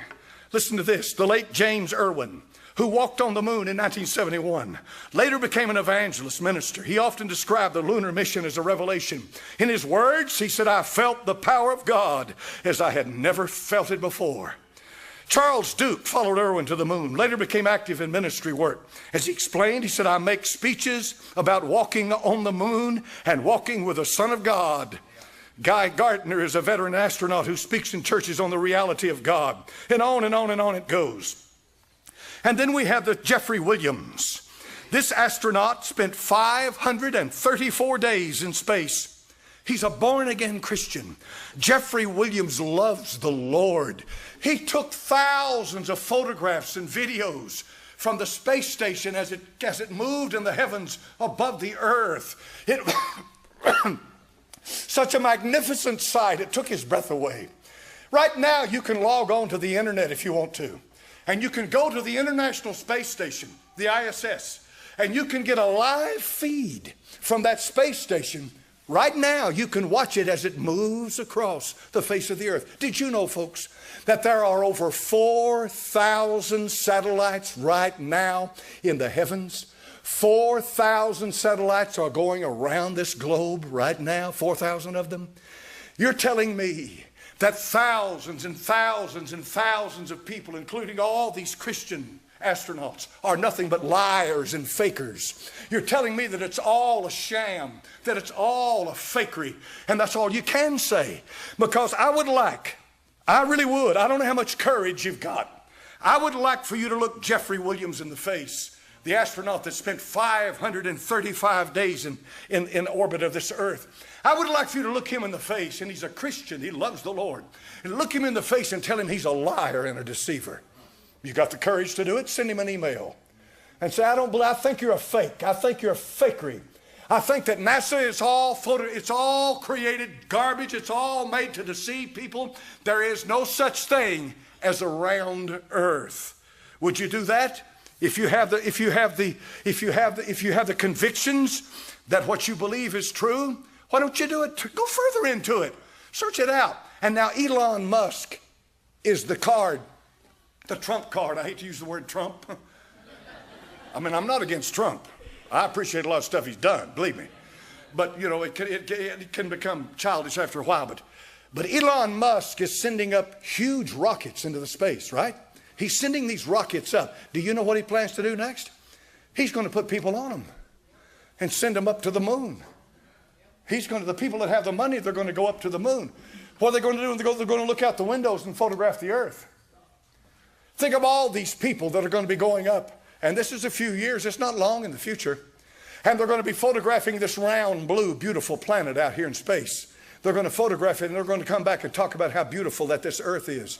What will you do then? When you are faced with overwhelming evidence from so many different areas, what will you do then? Will you stick with your flat earth doctrine? But flat earth doctrine is causing discord among the brethren. Do you understand? The sun's moving, everything's moving. The sun's moving, the earth's moving. That tells me that there's something going on that's greater than a flat earth thing. Folks, get a brain. What's the sermon about? Get a brain. And you know what? If you're one of these flat earthers, please, for the love of all that's holy, get off those YouTube videos, get off those websites, and go to some real sources of learning. Go to the library and get a library card. It's free. I will buy you whatever book you want. This crowd today has no respect for the man of God. Oh, if we could just get people to believe in God, then they'll be saved. Really? It has to do with the demonic attack upon the church from the inside. What we see here is that the earth could be filled with water to where the highest mountain is covered, right? We don't need somebody who's carried about and tossed about with every wind of internet crap. Okay, give me a break. And so I don't want anything to do with it. And this flat earth thing, people will say, yeah, but, you know, if we could just get people to believe in the flat earth, then they'll realize there's a God and they'll believe in God. Satan wants to destroy the church from within. If gravity's so strong, then how did Michael Jordan jump so high? To give you the message of the Big Bang. I am the God. I mean, look, hey, he's going to say, hey, you've heard of Abraham, Isaac, and Jacob? I'm the God of Captain Kirk. I'm the God of Spock. I'm the God of Captain Sulu. You know, I'm here to tell you the truth of the cosmology. Do you know what the secular world thinks about us? When they are in possession of that enormous amount of material that proves that this earth is a globe, do you know what they think about us? Do you know what we look like to them? I'm not one bit interested in whether I'm accepted by the world or not. But I'm going to tell you something, folks. I'm not going to go out of my way to make myself look like a fool. I do that without going out of my way. What do you think they think of you when you start that? Learn! There are hundreds of thousands, yea, millions of people watching these videos. If you look at these flat earth videos, they have hundreds of thousands of views. And just the thumbs up are just thousands and thousands of thumbs up. Look, I put up a video preaching against flat earth where I just mentioned it a few minutes in a sermon. 1,000 thumbs down. 1,000 thumbs down. 1,000 thumbs down. What does the ISS smell like? Oh, you can smell a little roast beef. When we first docked with the shuttle, there was a noticeable smell, but you get accustomed to it very quickly. So I can't tell anything anymore. You know, there was some. I don't know how to describe it, but some feeling that it was real air that was coming in. And on the hatch, I think we told to each other, hey, can you smell the... You can smell a little roast beef. Special, and we could really smell. The poop remained in the toilet. We landed with all of our poop, and then the toilet was serviced once we got on the ground. It does, however, on occasion get stinky in space. What you smell in space in the cabin is generally each other. When we landed on the shuttle, after this situation for a few weeks, the people that would open up their hatch would get a whiff of this and be like, smell a little roast beef. Was usually the reaction. Let's say you're up here on ISS and you need to go to the restroom. You want to come to this cabin, and the first thing you want to do is grab this piece of equipment and turn this rotary switch 90 degrees to the open position. What that does is it turns on a fan, which creates a suction effect in this hose so that you can use this yellow element for your number one. For number two, the principle is actually exactly the same, suction. We have a solid waste container here, and on top of it... After you get a little experience, you could do other things like peeing upside down. This was a challenge given to me by a more experienced astronaut who said it is possible to pee upside down. You should try it, and you can. You just flip yourself upside down. You need to be a little more careful. You don't want to do that on day one. You know, you don't want to hot dog it too much, but... is this seat. And the solid waste container is connected via this hose to the same fan, so that, again, the same suction effects allows you to do your number two in weightlessness. I want to show you how it looks, but since we don't want any bad smells to come out, we're going to actually turn on the fan. It's going to be a little bit loud. There we go. Now you can lift the lid. There is this seat that sort of looks comfortable, but you don't really sit in weightlessness. So most of us actually prefer to lift this one as well and use directly the opening that goes into the bag. And in fact, there is a bag in there. It looks like this. And when we are done with our business, we close the bag and we push it down into the solid waste container. And then, of course, as a courtesy to the next person, we put a new fresh bag inside. The solid waste container gets changed when it's full, which is roughly every 10 days for a crew of 3 people using it. This one, for example, was installed on the 61st day of this year. Okay, so where does the pee go if you do it in the spacecraft? In the spacecraft, it's collected and then dumped, as he described. And you would want to see the urine dump was cool, because you would dump it and it would crystallize and the sun would shine on it, and it was really beautiful. Fun. It was something. I can't believe I'm having a conversation. Yeah. A beautiful frozen pee in space. A urine dump. Yeah. Hey, everybody, it's a urine dump. Hey, it's a urine dump. And before you hit the switch, everyone go to the window and watch. That's it. So you're telling me your pee was orbiting the Earth? Apparently, yes. I never thought of it that way, but yes, for a little bit until it crystallized. It kind of disappears. No, then it would re-enter the atmosphere. Yes. Well. Yes. Yes. Okay. Yes. I that's peed the on physics of it. everybody. You peed on Earth. Yes, I guess oh so. my gosh. Now the secret's out. That's it. Yeah. It is possible to pee upside down, which is kind of cool, and it is treated and it is reused. So as my friend Don Pettit says, today's coffee is tomorrow's coffee. As you're sitting on this thing, but your butt could still come off the back of it, and that's not good. So in order to keep your butt on the toilet seat, we had these 2 little arms that would press you into the seat. Actually, to help myself get the right position, as I put my arms up like this, like I was riding a chopper. I thought of Peter Fonda in a movie called Easy Rider. That was a good alignment for me. The poop remained in the toilet. The more experienced recovery technicians would know that ahead of time and be prepared for it. Probably roughly around day 71, we will have to change it again. But urine gets recycled.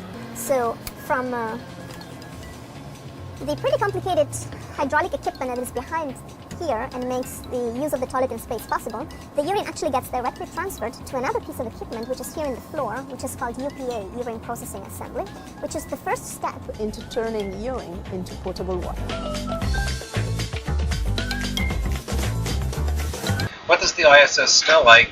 There's one smell up here that's really unique, though, and that is the smell. We just call it the smell of space, but we experience it when I haven't had a chance to do a spacewalk yet. I'm still waiting and hoping for that. But when other guys did, and they came back in, after we repressurized and opened up the volume for them to come back into the station, there's this really, really strong metallic smell. And I don't know exactly what it is. Something to do with maybe atomic oxygen interacting with the suit materials, or we're not exactly sure what it is. It's a very distinct smell, and it's the smell of space. It's really cool. And it's just something that it's a continual occurrence. It's like a very small rain, a drizzle, and it's just something that you have to engineer around when you make a spacecraft.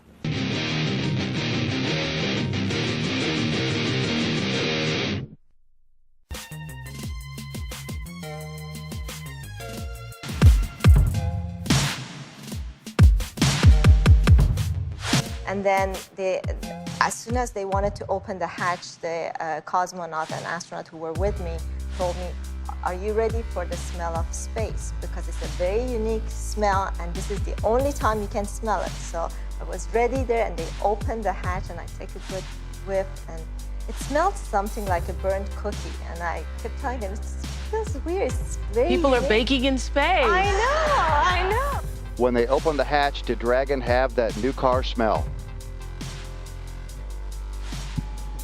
It absolutely did. In fact, there was a little bit of space smell in the vestibule. And then when we got that hatch open, you could tell it was a brand new vehicle. Space smell. Things don't smell the same. The burnt steak and gunpowder smell that many astronauts report in the airlock, that's one of the few smells you can smell strongly. You're inside the spaceship most of the time. The only time you could smell space is when you come back in from a spacewalk. And as you repressurize the airlock and open the hatch, there's a distinctive smell to it. And it smells a little bit like being on a shooting range, like that sort of lingering gunpowder cordite smell. So maybe A little bit like brimstone. A little bit like brimstone. That's what space smells like. Owen from San Francisco says, they say that the sense of smell creates the strongest memories for a person. What does the ISS smell like, and what scent do you miss on Earth? The ISS, we've got a really good filtering system. There's air flowing. In fact, everything you hear when you're up here is fans going and air circulating. So we're constantly getting a fresh supply of oxygen. We're constantly getting the carbon dioxide scrubbed and all the other things filtered out.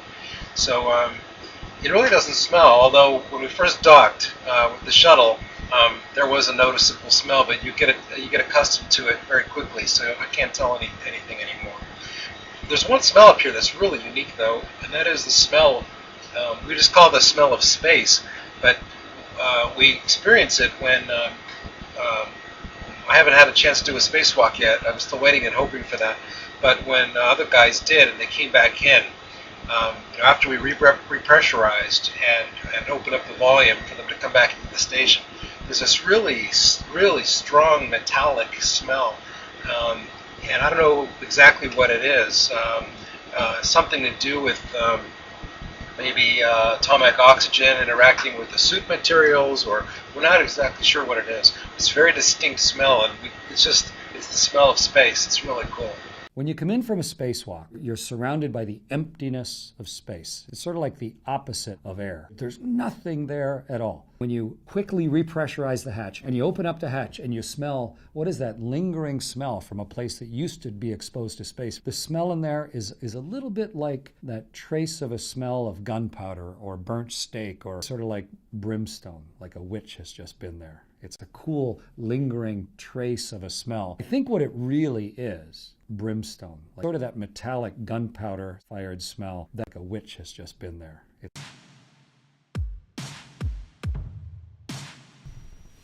And he will imprison those angels who have shown unrighteousness in that burning valley which my grandfather Enoch had formerly shown to me in the west among the mountains of gold and silver and iron and soft metal and tin.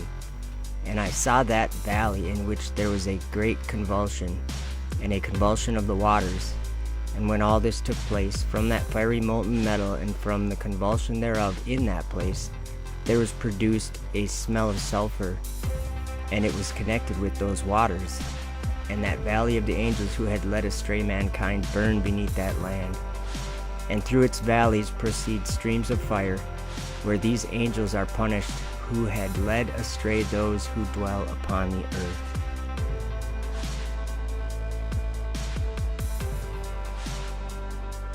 And God said, "Let there be a firmament in the midst of the waters, and let it divide the waters from the waters." And God made the firmament, and divided the waters which were under the firmament from the waters which were above the firmament, and it was so. And God called the firmament heaven. And the evening and the morning were the second day. The weird part about it is space is so incredibly black, so incredibly dark.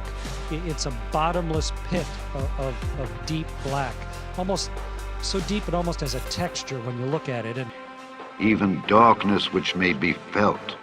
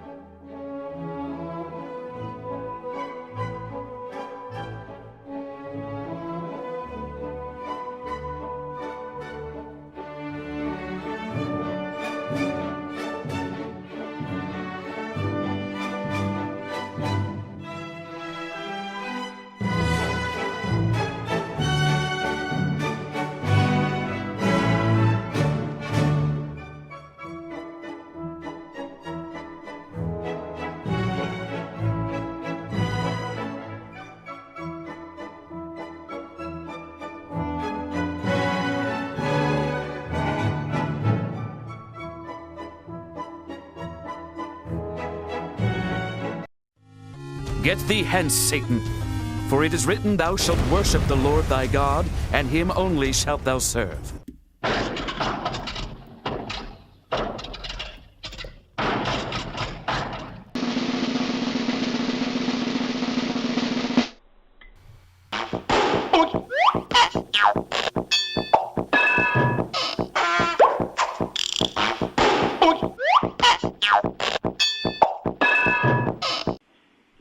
is Emily, and my question is, how does it feel to know that you are A lot of us floating say in a that the piece earth of is metal flat, in an endless and it void? sounds crazy. Get thee hence, It sounds Satan. like that couldn't be true. Because we live on a globe. But let me try to explain a little bit from my point of view why I would say that the earth is flat. Why would someone at age, 5 years ago I was 38. Why did I start saying, hey, I think the earth is flat? And why did I buy some nice optics and telescopes and start researching and studying the sky and studying how far we can see on the surface of this earth? Why would I do that? A lot of people would say, Joe says the earth is flat because he wants to be special, or he has a need to be different, or wants to be looked at differently or something. And I totally get that, but what I would actually say myself is that it's not because I want anything. It's because I was called by Jesus to be a witness of his marvelous light and to give my testimony about what I bear witness to. That's why I say the earth is flat. And there's another reason too.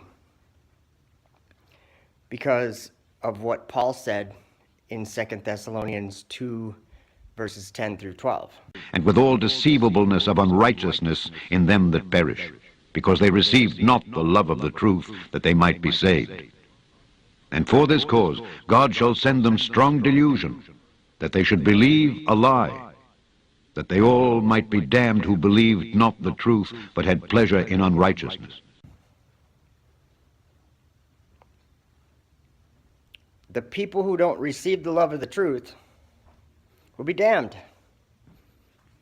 So it has nothing to do with Joe wanting to feel special or any of these other people that are saying these same things. We don't want to feel special. We love you and care about you and have learned supernaturally and seen supernaturally the truth in this world. And this world is full of lies. And the lies don't seem like lies because we were all born believing them. Our parents believed them. Their parents believed them. And now people have seen the truth. And it surrounds you in this world. It surrounds you.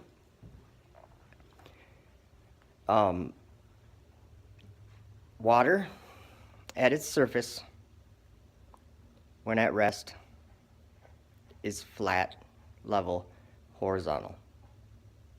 It doesn't take a curved shape. That's only in your imagination. I have proved this in reality to myself, and I have my YouTube channel that I share publicly my observations. And maybe you haven't gone out to do these observations and see, to prove to yourself that if we were on a spinning ball, two things. It must curve, which it doesn't, and it's spinning, which it isn't.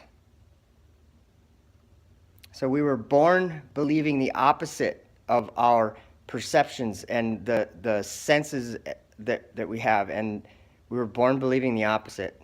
And now it's ridiculed to actually observe the world that we live in and on, and to prove things about it.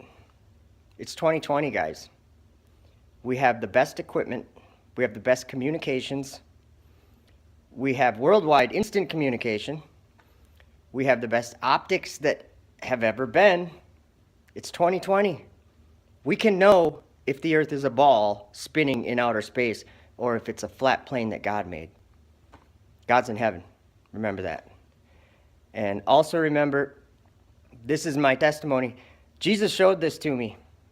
He opened my eyes, and I could see something when I turned, not when I turned, but around 37 or 38. years old. It changed. My eyes were open. My perceptions were used more clearly. I could see clearer. I comprehend things that I didn't even know existed. He showed me the truth, and I want you to see it because it's crucial for your eternal life. And that is my testimony. I counsel thee to buy of me gold tried in the fire, that thou mayest be rich, and white raiment, that thou mayest be clothed, and that the shame of thy nakedness do not appear. And anoint thine eyes with eye salve, that thou mayest see. As many as I love, I rebuke and chasten. Be zealous therefore and repent. Behold, I stand at the door and knock. If any man hear my voice and open the door, I will come in to him, and will sup with him, and he with me. To him that overcometh will I grant to sit with me in my throne, even as I also overcame, and am set down with my Father in his throne. He that hath an ear, let him hear what the Spirit saith unto the churches.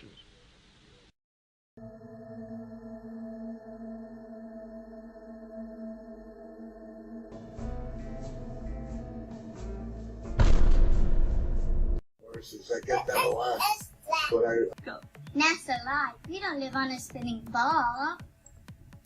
Earth is flat.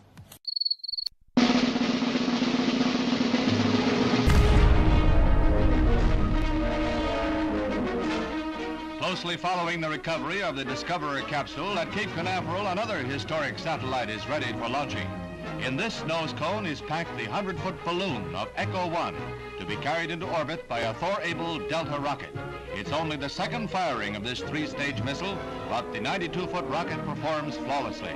This launching, closely followed by successful tests of Atlas and Polaris rockets, was a landmark in America's spectacular two-day display of progress in space research.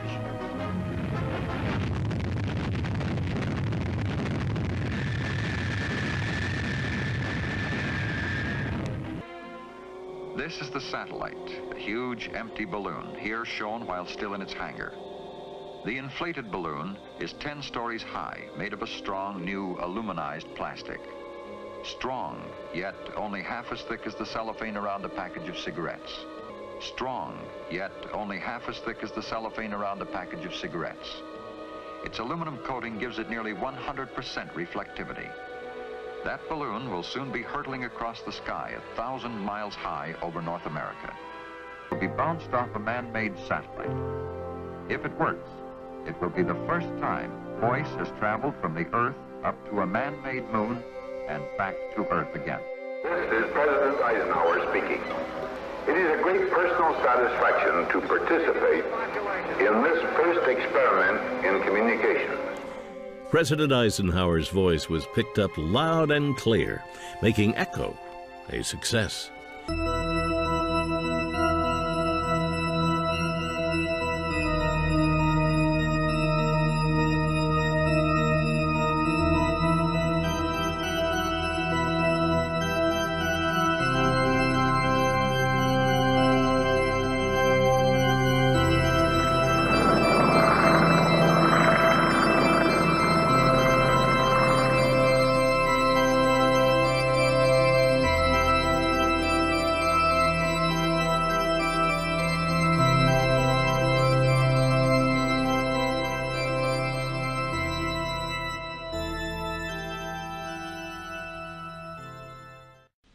Because that when they knew God, they glorified him not as God, neither were thankful, but became vain in their imaginations, and their foolish heart was darkened.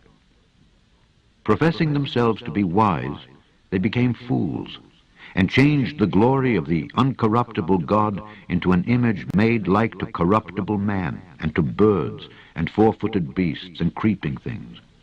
They became fools. They became fools. They became fools. It's our privilege today to change the glory of the uncorruptible God into an image made like to corruptible man, and to birds, and four-footed beasts, and creeping things.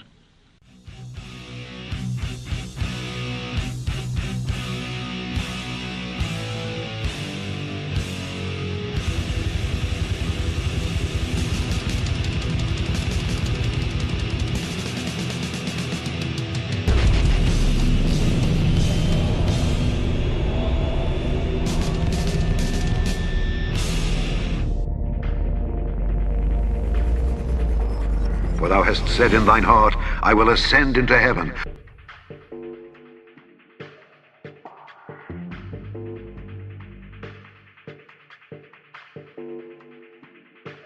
I will exalt my throne above the stars of God. 4, 3, 2, 1, 0. Liftoff. We have a liftoff. I will ascend into heaven.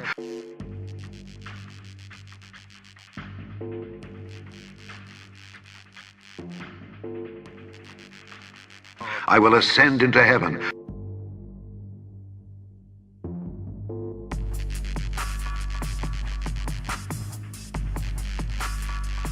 I will ascend above the heights of the clouds. I will be like the Most High. Yet thou shalt be brought down to hell, to the sides of the pit.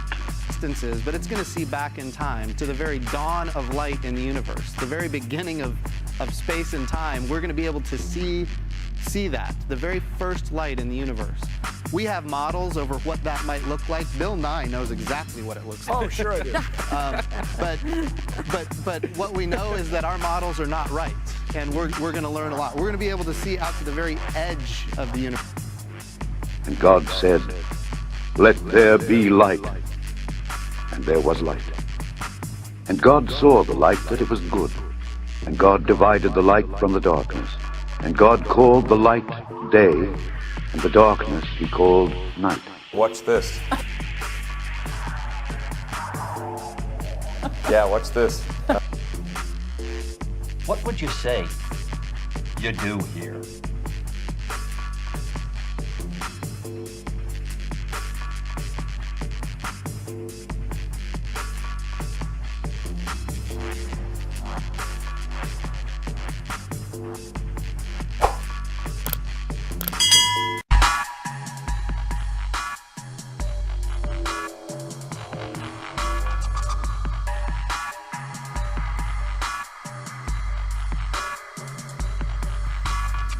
And many chiefs of the stars shall transgress the order prescribed, and these shall alter their orbits and tasks, and not appear at the seasons prescribed to them. And the whole order of the stars shall be concealed from the sinners, and the thoughts of those on the earth shall err concerning them, and they shall be altered from all their ways, yea, they shall err and take them to be gods. And evil shall be multiplied upon them, and punishment shall come upon them so as to destroy all.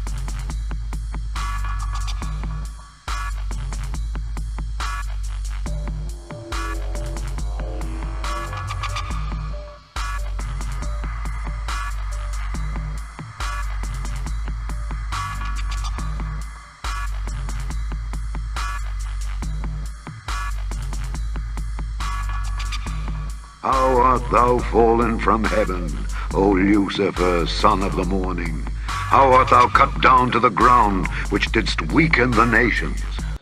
For thou hast said in thine heart, I will ascend into heaven. I think both Jeff and I believe that it's important for the future to be a spacefaring civilization and out there, ultimately be out there among the stars. And I think that's the exciting, inspiring future that I think certainly people in this room want, and anyone. I will exalt my throne above the stars of God. I will sit also upon the mount of the congregation in the sides of the north. I will ascend above the heights of the clouds. I will be like the Most High. Yet thou shalt be brought down to hell, to the sides of the pit.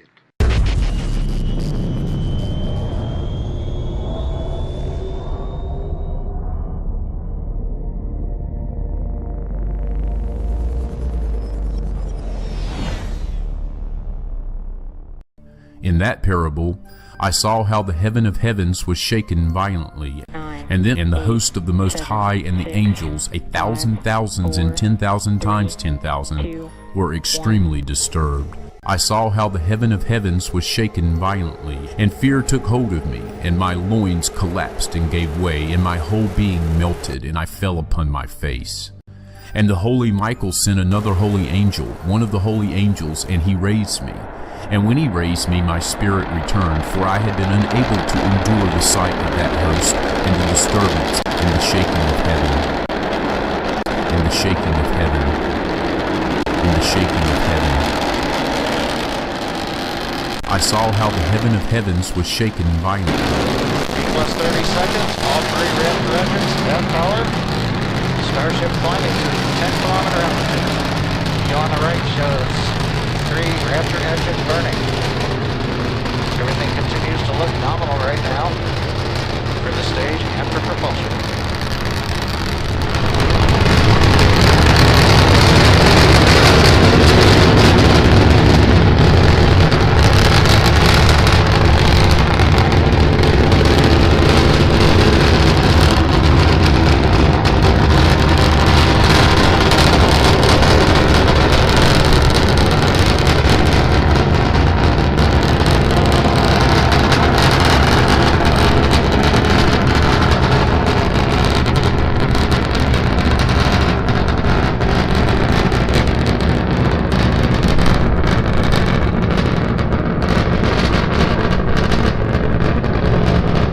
90 seconds into flight, everything continues to be nominal with Starship.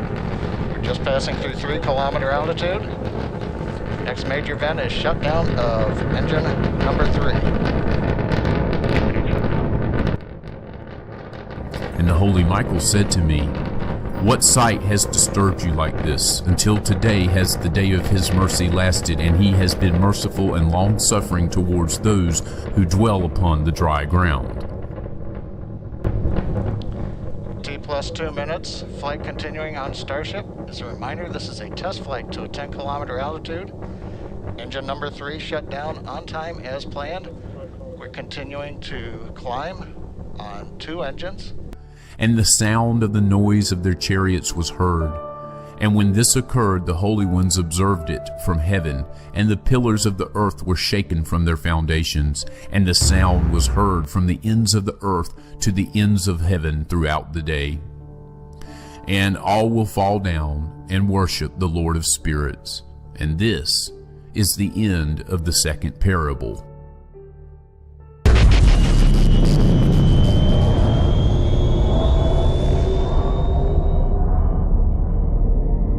Why do the heathen rage, and the people imagine a vain thing?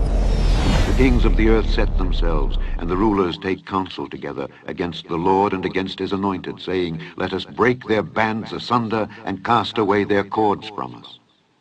He that sitteth in the heavens shall laugh. The Lord shall have them in derision. Then shall he speak unto them in his wrath, and vex them in his sore displeasure. Yet have I set my king upon my holy hill of Zion. I will declare the decree. The Lord hath said unto me, "Thou art my son, this day have I begotten thee." And when he had spoken these things, while they beheld, he was taken up, and a cloud received him out of their sight. And while they looked steadfastly toward heaven as he went up, behold, 2 men stood by them in white apparel, which also said, "Ye men of Galilee, why stand ye gazing up into heaven? This same Jesus which is taken up from you into heaven shall so come in like manner as ye have seen him go into heaven." And the whole earth was of one language and of one speech. And it came to pass, as they journeyed from the east, that they found a plain in the land of Shinar, and they dwelt there. And they said one to another, Go to, let us make brick, and burn them throughly. And they had brick for stone, and slime had they for mortar. And they said, Go to, let us build us a city and a tower, whose top may reach unto heaven, and let us make us a name, lest we be scattered abroad upon the face of the whole earth. And the Lord came down to see the city and the tower which the children of men builded. And the Lord said, Behold, the people is one, and they have all one language, and this they begin to do. And now nothing will be restrained from them which they have imagined to do. Go to, let us go down, and there confound their language, that they may not understand one another's speech. So the Lord scattered them abroad from thence upon the face of all the earth, and they left off to build the city. Therefore is the name of it called Babel, because the Lord did there confound the language of all the earth. And from thence did the Lord scatter them abroad upon the face of all the earth. And with all deceivableness of unrighteousness in them that perish, because they received not the love of the truth, that they might be saved. And for this cause God shall send them strong delusion, that they should believe a lie, that they all might be damned who believed not the truth, but had pleasure in unrighteousness. Hell from beneath is moved for thee to meet thee at thy coming. It stirreth up the dead for thee, even all the chief ones of the earth. It hath raised up from their thrones all the kings of the nations. All they shall speak and say unto thee, Art thou also become weak as we? Art thou become like unto us? Thy pomp is brought down to the grave, and the noise of thy vials. The worm is spread under thee, and the worms cover thee. How art thou fallen from heaven, O Lucifer, son of the morning? How art thou cut down to the ground, which didst weaken the nations? For thou hast said in thine heart, I will ascend into heaven, I will exalt my throne above the stars of God. I will sit also upon the mount of the congregation in the sides of the north. I will ascend above the heights of the clouds. I will be like the Most High. Yet thou shalt be brought down to hell, to the sides of the pit. And they had a king over them, which is the angel of the bottomless pit, whose name in the Hebrew tongue is Abaddon, but in the Greek tongue hath his name Apollyon. We could resume the dream of Apollo. The goal of SpaceX really was to make as much progress as possible, to advance rocket technology to the point where hopefully we can establish a colony on Mars. Dream of Apollo. And they had a king over them, which is the angel of the bottomless pit, whose name in the Hebrew tongue is Abaddon, but in the Greek tongue hath his name Apollyon. Apollo. Apollyon. Apollo. Apollyon. And we could resume the dream of Apollo. The angel of the bottomless pit. Apollo.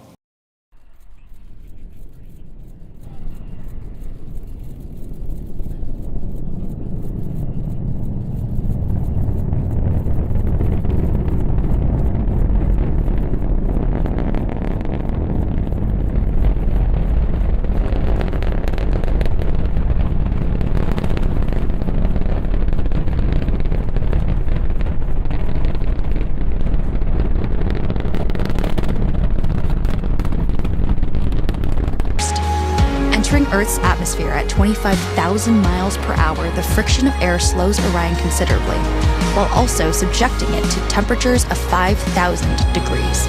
With the Orion now at just 300 miles per hour,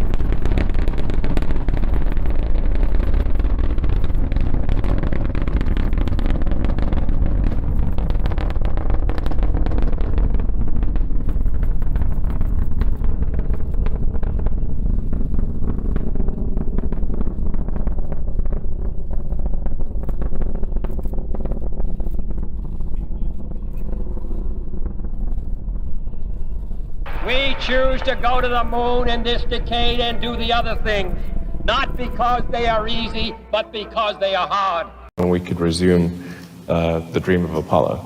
The goal of SpaceX really was to make as much progress as possible, to advance rocket technology to the point where hopefully we can establish a colony on Mars. Dream of Apollo. And they had a king over them, which is the angel of the bottomless pit, whose name in the Hebrew tongue is Abaddon, but in the Greek tongue hath his name Apollyon. Apollo. Apollyon. Apollo. Apollyon. And we could resume the dream of Apollo. The angel of the bottomless pit. Apollo. NASA is now embarking on a bold new program called Artemis.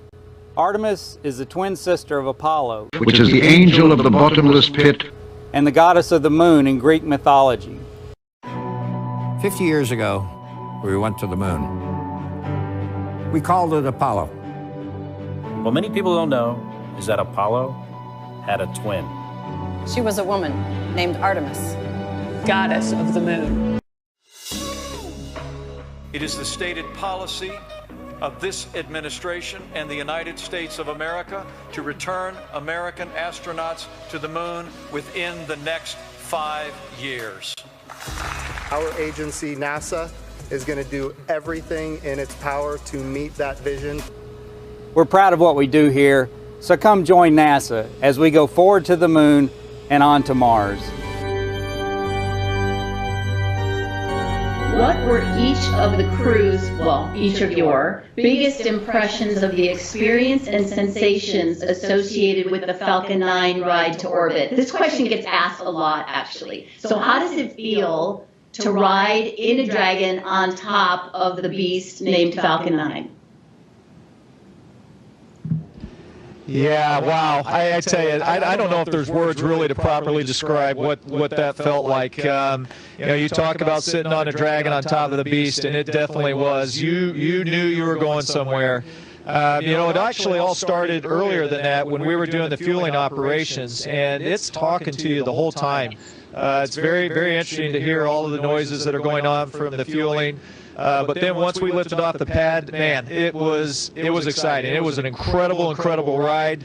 The throttle down, when it throttled back up, boy, you felt it. You knew you were going somewhere. The staging was incredible. We were all just smiling and beaming and high-fiving. It was an amazing experience. Yep.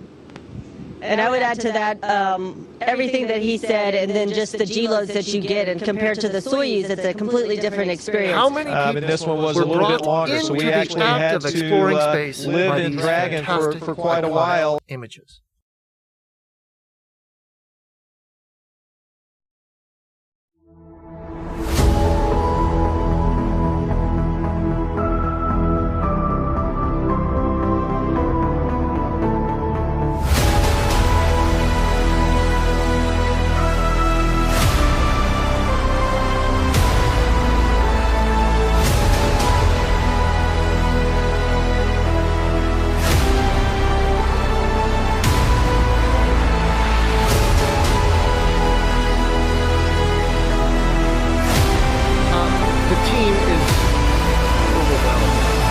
Excitement and joy to have successfully landed another rover on the surface of Mars. This rover is an epic effort. It represents 8 years of hundreds of engineers at the laboratory, thousands around the world, a total of over 4,000 human years of investment. When we do such investments, we do them for humanity, and we do them as a gesture of our humanity. When I think back on our human space exploration, I am brought to remember the images that bring us as humans into that process. The first of which is the iconic image of Buzz Aldrin taken by Neil Armstrong on the Sea of Tranquility on July 20th of 1969. We were there with Buzz on the moon in that image. The next is Saturn, seen from Voyager 1 spacecraft, looking back at the planet after the first encounter. As a youth, this image brought to life the experience of space exploration. Another one from the 90s, the beautiful Pillars of Creation, taken by the Hubble Space Telescope, the image released April 1st of 1995. For we wrestle not against flesh and blood, but against principalities, against powers, against the rulers of the darkness of this world, against spiritual wickedness in high places, against the rulers of the darkness of this world, against spiritual wickedness in high places. How many people were brought into the act of exploring space? And their spirits, assuming many different forms, are defiling mankind and shall lead them astray into sacrificing to demons as gods. In our efforts to engineer spacecraft and explore our solar system. And there I saw 7 stars of the heaven bound together in it, like great mountains, and burning with fire. Then I said, For what sin are they bound? And on what account have they been cast in hither? Then said Uriel, one of the holy angels, who was with me and was chief over them, and said, Enoch, why dost thou ask, and why art thou eager for the truth? These are the number of the stars of heaven, which have transgressed the commandment of the Lord, and are bound here till 10,000 years, the time entailed by their sins are consummated. And he said unto me, This place is the prison of the angels, and here they will be imprisoned forever. That we might be able to someday contribute yet another iconic image to this collection. And I'm happy to say that I'm hopeful that today we can with this. This is an image of the rover Perseverance slung beneath the descent stage, its propulsion backpack, as it is being lowered to the surface of Mars. You can see the dust kicked up by the rover's engines. We're probably about 2 meters or so above the surface of Mars. We're still checking the timing of this image. It's just hot off the presses. You can see the mechanical bridles that hold the rover underneath the descent stage as 3 straight lines heading down to the top deck. And then the curly electrical umbilical that is taking all of the electrical signals from the descent stage down to the computer inside the belly of the rover. In fact, the ones and zeros that represent this image will travel down that umbilical before it is cut and the rover is left safe on the surface of Mars. We were just kind of like on cloud 9, and all of us were just saying we were kind of in this weird dream-like state where like we can't actually believe that this is what we're seeing, like the reality of it. I mean, it was just unbelievable. And kudos to our imaging science, Justin Mackey, for getting these images up into the MSA for all of us to just like gaze and in awe at. And I can't believe that I'm now seeing the rover on its way to the surface of Mars. And the science team, Pauline wasn't kidding. As soon as we got that color image from the surface of Mars, our chats just lit up with the science team saying, look over here and look over here. And that's exactly what we were hoping for. And we can't believe that we're really doing science now on the surface of Mars. Hello, and congratulations on those pictures. My question's for Adam. I don't know how you got through your intro to that rover landing picture there so calmly, because it's epic. Certainly gave me chills. So many people kind of just carried on with their lives yesterday, unaware of what was going on Mars. And I wonder, how do you explain to people the sheer significance and awesomeness of that picture and this landing, and what you're going to be getting up to on Mars? Thank you. Well, thank you for the question. You know, I mentioned earlier that these things are hard. There's no doubt about that. It takes hundreds, thousands of people, years of effort. And insofar as it is that difficult, it represents a huge human lift to make this happen. So that image and the details therein really pull us humans here on Earth into the result of all of that hard work. You are brought into the surface of Mars. You're sitting there 7 meters off the surface of the rover, looking down. I mean, I don't know if you can see this. I can. The plumes are hitting the surface of Mars kicking up little wisps of dust. You can see on the upper right of the upper left of the image and the lower right of the image, you can see these little dust plumes in that on the surface of Mars, kicked up by our engines. So it's exhilarating. It is absolutely exhilarating, and it is evocative of those other images from our experience as human beings moving out into our solar system. Those images that bring us into the process of our exploration. And I'm so happy that we can contribute another to that collection. The beautiful pillars of creation as human beings moving out into our solar system. Creation. How many people were brought into the act of exploring space by these fantastic, iconic images on our human space exploration? All of us were just saying we were kind of in this weird dream-like state where like we can't actually believe. It was just unbelievable. Can't believe that, and we can't believe that we're really doing science now on the surface of Mars. Unbelievable, unbelievable, unbelievable, unbelievable.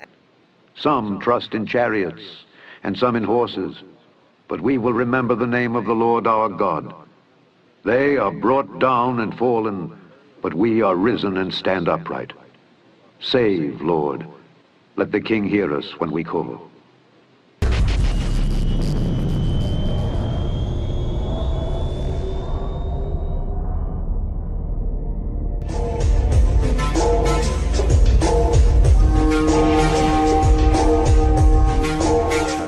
It's a good day to be. This event is something that all of humanity can get excited about. It's just a fundamentally positive, good thing.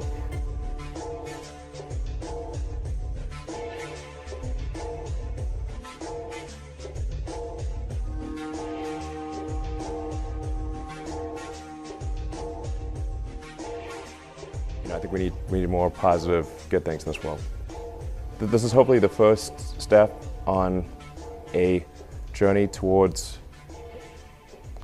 a civilization on Mars, life becoming multiplanetary, based on the moon and expanding beyond Earth, and life becoming a multi-planet species, life becoming multiplanetary for the first time in the 4.5 billion year history of Earth. I think this is hopefully the first step on that journey.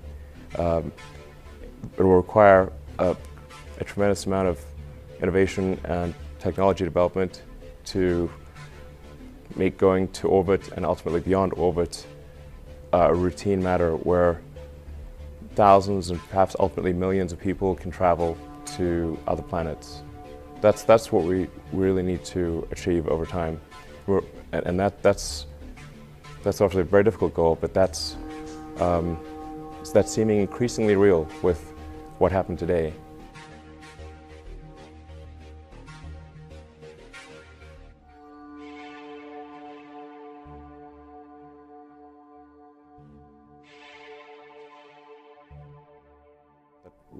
Getting people to orbit, finally after 18 years.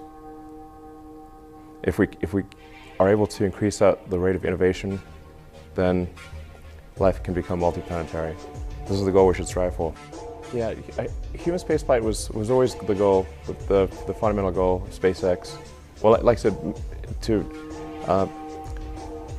create the technologies or help create the technologies necessary to make life sustainably multiplanetary. I cannot emphasize this enough. This is the thing that we need to do. We must make life sustainably multiplanetary. It's not one planet to the exclusion of another, but to extend life beyond Earth. We are life's agent in this regard. All the creatures and the plants and everyone that exist here on Earth, we can bring them to other planets, and it's very important that we do so as soon as possible, I think, while the window of opportunity is open. I call upon the public to support this goal, and to think about this goal, and think about how important it is, and how fundamental it is to the future. We've got to get it done. The launching satellites is nice, of course, and it keeps we've got to bring in more money than we spend. This is important, but it's ultimately all about life beyond Earth.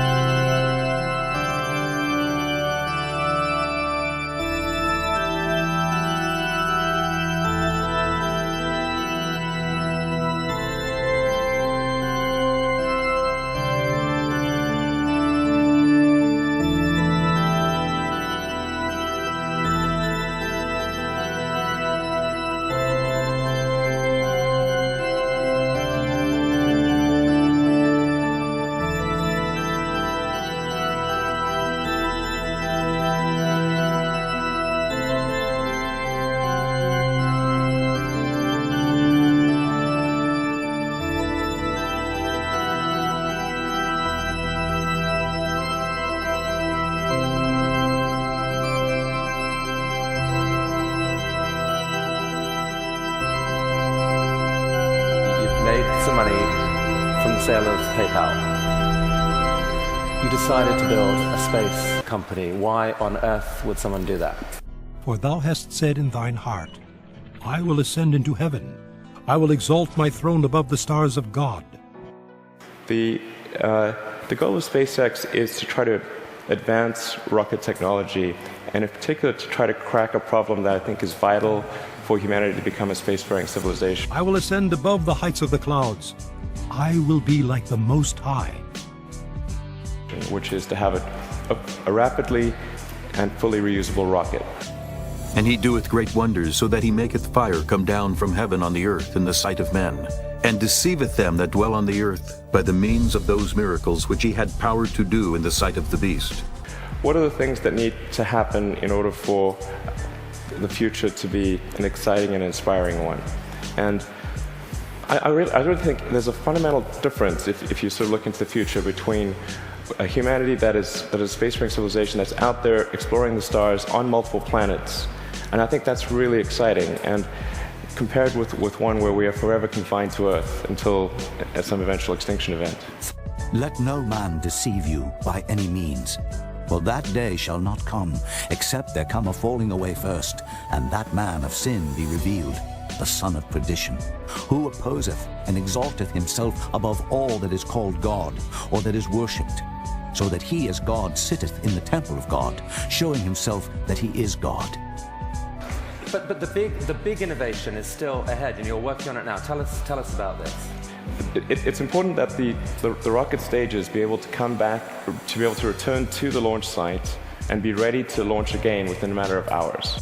Even him whose coming is after the working of Satan, with all power and signs and lying wonders, and with all deceivableness of unrighteousness in them that perish, because they received not the love of the truth, that they might be saved. Wow. Yeah. Reusable rocket. Yes. I guess paves the way for your dream to actually at some point, to take humanity to Mars at scale. SpaceX or some combination of companies and governments need to make progress in the direction of making life multiplanetary, of establishing a base on another planet, on Mars being the only realistic option, and then building that base up until we're a true multi-planet species. And there was given unto him a mouth speaking great things and blasphemies, and power was given unto him to continue 42 months. And he opened his mouth in blasphemy against God, to blaspheme his name, and his tabernacle, and them that dwell in heaven. In April 2016, SpaceX announced that they are planning to send a mission to Mars, potentially as soon as 2018.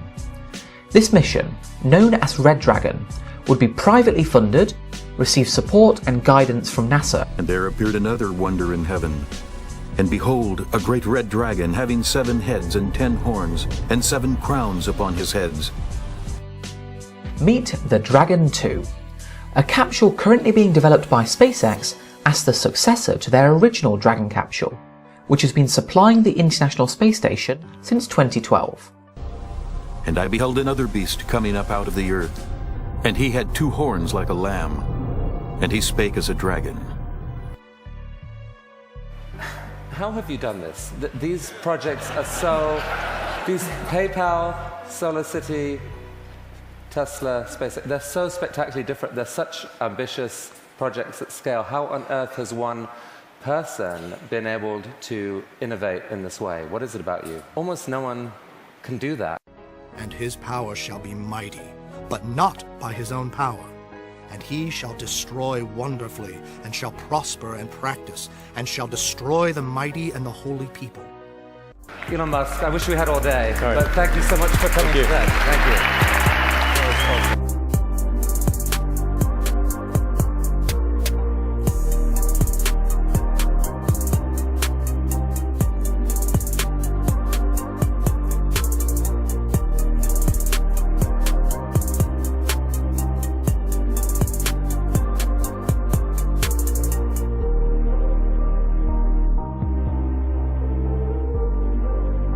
And I saw a deep abyss, with columns of heavenly fire, and among them I saw columns of fire fall, which were beyond measure, alike towards the height and towards the depth. And beyond that abyss I saw a place which had no firmament of the heaven above, and no firmly founded earth beneath it. There was no water upon it, and no birds, but it was a waste and horrible place. I saw there 7 stars, like great burning mountains, and to me, when I inquired regarding them, the angel said, This place is the end of heaven and earth. This has become a prison for the stars and host of heaven. And the stars which roll over the fire are they which have transgressed the commandment of the Lord in the beginning of their rising, because they did not come forth at their appointed times. And he was wroth with them, and bound them till the time when their guilt should be consummated, even for 10,000 years. It's actually very surreal. First, you're launched on a rocket. You're pulling G's as you're going out of the atmosphere. You're looking at the Earth for the first time. You're floating. Everything is different, and it just is all just such a different experience that everything just floats. And sometimes that is really difficult to believe that it could actually be true. it almost doesn't seem real. It's so amazing and such an incredible feeling that it's difficult to believe sometimes that it's actually happening. It almost doesn't seem real. In fact, when I did my space shuttle flight for 2 weeks in 2008, when I got back, you could have convinced me I never went. Difficult to believe that it could actually be true. You could have convinced me I never went. This experience is so unusual and so different than anything you've ever done in your life. You know, it was a movie. I didn't think that it would actually come true. That it's hard to grasp it all. They over-dramatize things. I'll tell you, it is still difficult to believe that this is happening. I came back and my memories were there, but it almost didn't seem real. In the large swimming pool. And believing that it could happen. That it's hard to grasp it all. How insignificant really we are as humans. It almost didn't seem real. I think we tend to. The actors overreact to situations. It just keeps getting better and better. Live in our bubble of our world. So I'm going to tell you about. It's difficult to describe exactly how it just feels different. Obviously, not very realistic. What I have here is a cartoon of how we measure dark matter. In cosmology, we measure distances with a unit called Z.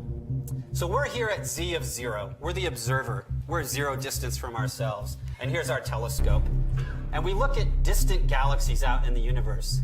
These distant galaxies that are of Z about 1. And that might sound like a small distance, but how we do it in cosmology is a distance of 1 is actually about halfway to the edge of the visible universe. So this is a very distant galaxy. In the absence of anything between us and that galaxy. And God said, "Let there be a firmament in the midst of the waters, and let it divide the waters from the waters." And God made the firmament, and divided the waters which were under the firmament from the waters which were above the firmament. And it was so. And God called the firmament heaven, and the evening and the morning were the second day. The light from this galaxy would take a straight path to us. But we know from the work that Vera Rubin and others did that there's all this dark matter out there in the universe. And we're particularly sensitive with this technique to dark matter that's about halfway between us and the distant galaxy. Excuse me. One of the consequences of Einstein's theory of relativity, our theory of gravity, is that mass bends space. So what this means is the light, when it gets near this dark matter, won't take a straight path to us. That light is going to take a distorted and curved path. And I'm showing a very, very exaggerated version of that here, so it's easier to see. The consequence of this is that we will not see the galaxy as it actually is. We'll see a distorted version of the galaxy. So the dark matter between us, which we can't see, has distorted our image of this distant galaxy. And in doing so, it's telling us something about the dark matter. So I'm going to tell you with one more analogy. I'm going to use another analogy for how we measure dark matter. This is a penny in a pool. That's the analogy here. And full disclosure, Alina and I don't actually have a pool. So you're looking at a penny in our bathtub. But penny in the pool sounds better. So in this analogy, the penny is like the distant galaxy. And the water in our bathtub, or the water in a pool, is like the dark matter. You don't see the water here, but you know it's there because you see the effect on the image of the penny. So what's happening is the light is coming to us from the penny, and it's taking some distorted path that changes our perceived shape of the penny so that we know the water is there. So that we know the water is there. In much the same way as the light from a distant galaxy comes to us, takes a distorted path through the dark matter, and we see a distorted image of that galaxy. But we don't see the dark matter. We don't see the water. So that we know the water is there. I could tell the density of the water and how much water there was, and that's going to tell us a lot about the properties of dark matter. That's how we're learning about dark matter now, and that's how we're going to learn about dark matter in the future. He made darkness his secret place. His pavilion round about him were dark waters and thick clouds of the skies. During the space age, we have increased the knowledge of our universe 1,000-fold. But thou, O Daniel, shut up the words and seal the book, even to the time of the end. Many shall run to and fro, and knowledge shall be increased. And for people all over the world, I am sure that they too join with Americans in recognizing what an immense feat this is. Apollyon. Because of what you have done, the heavens have become a part of man's world. Apollyon. And as you talk to us from the sea of tranquility, it inspires us to redouble our efforts to bring peace and tranquility to earth. For when they shall say, peace and safety, then sudden destruction cometh upon them, as travail upon a woman with child, and they shall not escape. For one priceless moment in the whole history of man, all the people on this earth are truly one. Apollyon. One in their pride in what you have done, and one in our prayers that you will return safely to earth. And they had a king over them, which is the angel of the bottomless pit, whose name in the Hebrew tongue is Abaddon, but in the Greek tongue hath his name Apollyon. Apollyon. Apollyon. Apollyon. I look back on those days now of landing on the moon, and I try and put myself in the position of the historians, maybe even off into the future, that look back and see that it was an international challenge and response that prompted the president to chart a course for this nation to go there. And but getting to some specifics, I'm aghast that just almost exactly 6 years to the day after we left the Earth to go to the moon and land, we launched a mission that, in essence, gave the Soviets the ability to say that they're equal to us technically, and then we proceeded in the next 6 years not to even fly one human in space. And I think it's going to be inconceivable when future historians look back and see that what a tremendous capability was put together by one nation, and then it was sort of set aside and laid to rest. And reminding us once again of the power and consequence of celestial extracurricular activities. Apollyon. Many Americans were part of Apollo. Apollyon. About 1 or 2 in each 1,000 citizens, all across the country.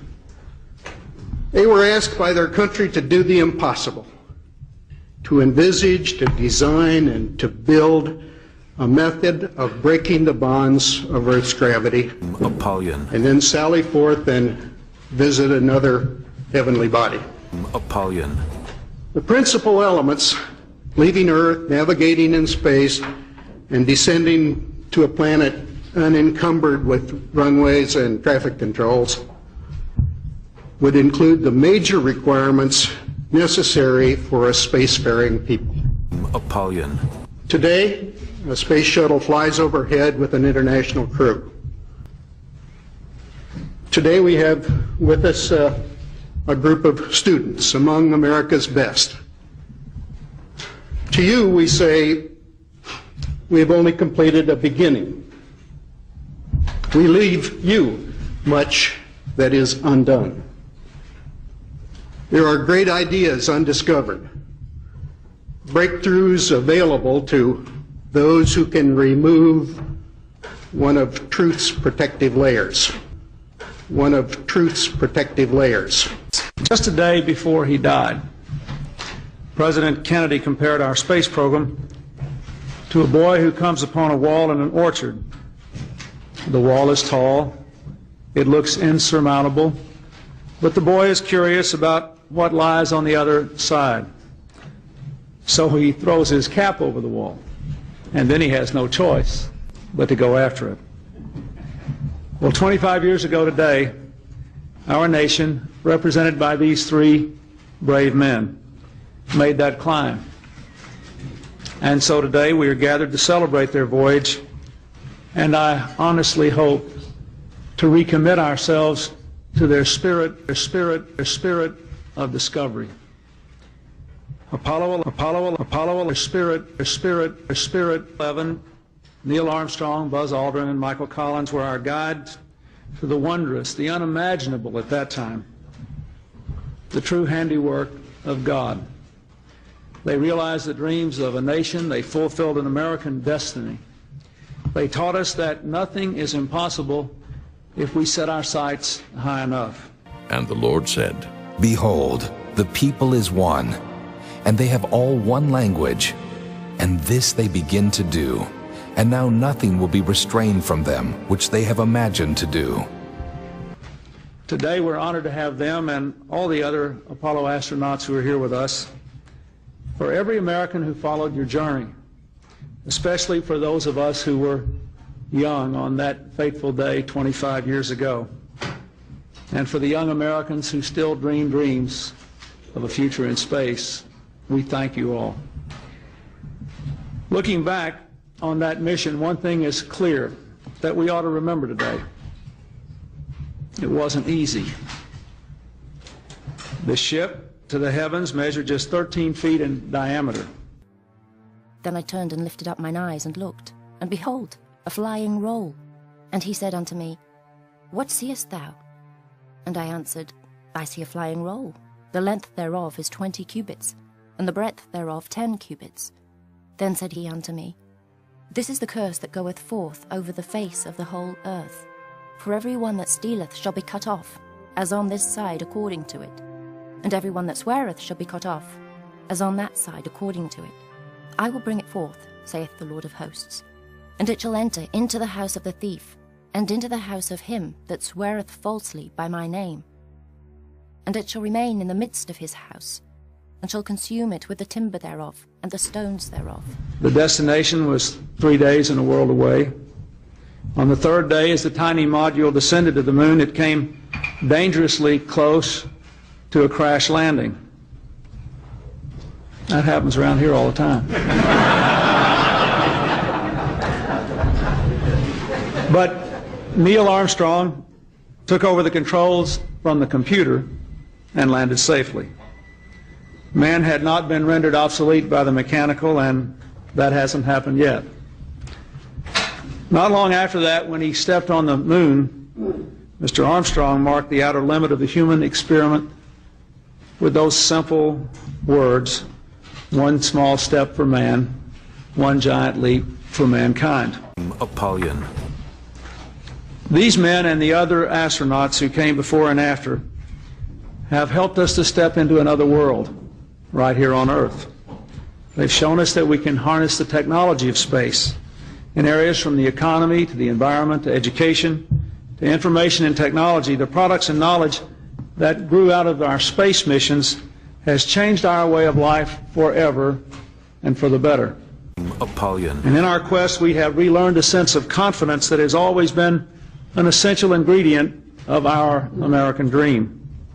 Today, that journey continues. Our commitment to the space program is strong and unwavering.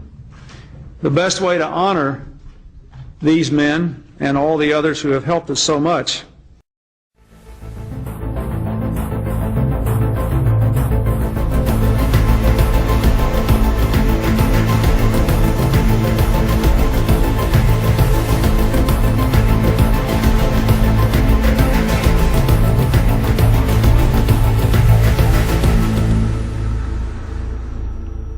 There is something awesome that I've learned from the prophet Daniel.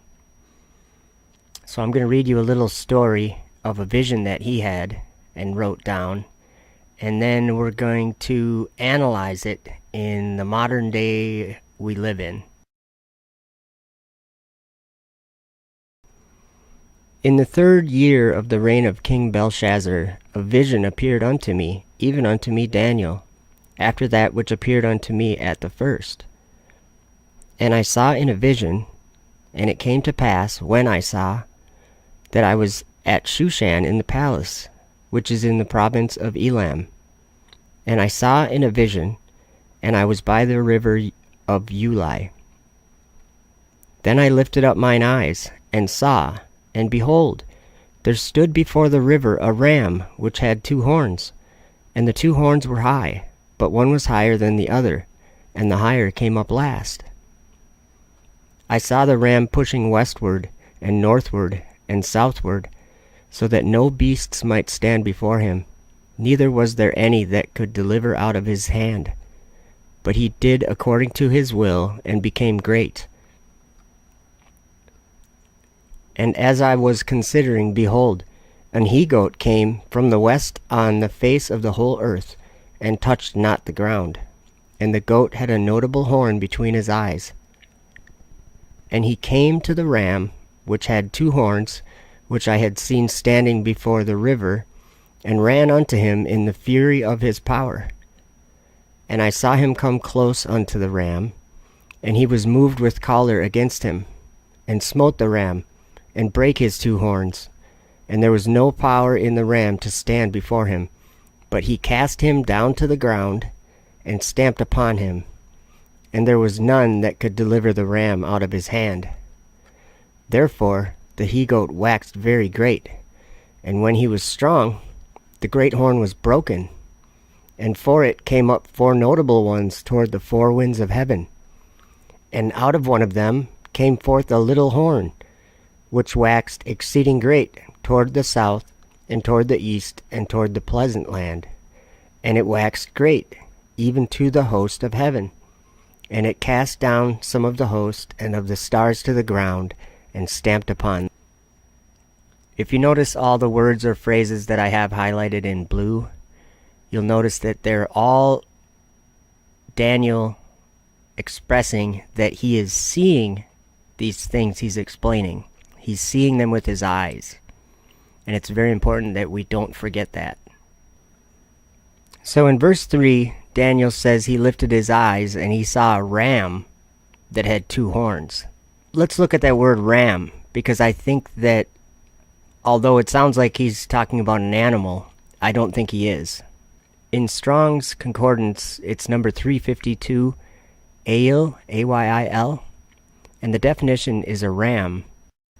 And also we will look at Strong's Exhaustive Concordance, which mentions the word post and pilaster. Let's look a couple other places that that word is used in the Bible. In 1 Kings 6 verse 31, it's used as a lintel, which is part of the entrance for Solomon's temple. And also in Ezekiel 40 verse 9, it's used as gateposts. And in both of these cases, it's used as a noun for a projecting pillar or pilaster. In verse 5, Daniel also says that he saw a he-goat that was coming from the west on the face of the whole earth, not touching the ground. That means he was flying. So he saw a goat that was flying, and the goat had a notable horn between his eyes. And in verse 6 it says that he came to the ram that had the 2 horns, which he saw standing by the river, and ran unto him in the fury of his power.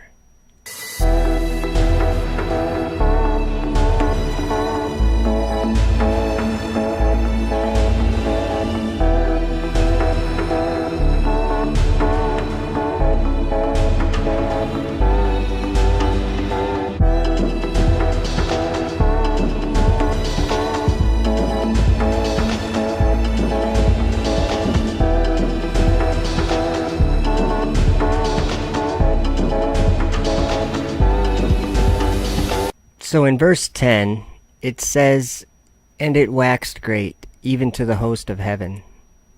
And it cast down some of the host and of the stars to the ground, and stamped upon them." We live in 2021, and there are things in our world today that fit this description that Daniel visually gives very well. So let's watch a video that I made a few years ago when I first started realizing this, and listen to it again.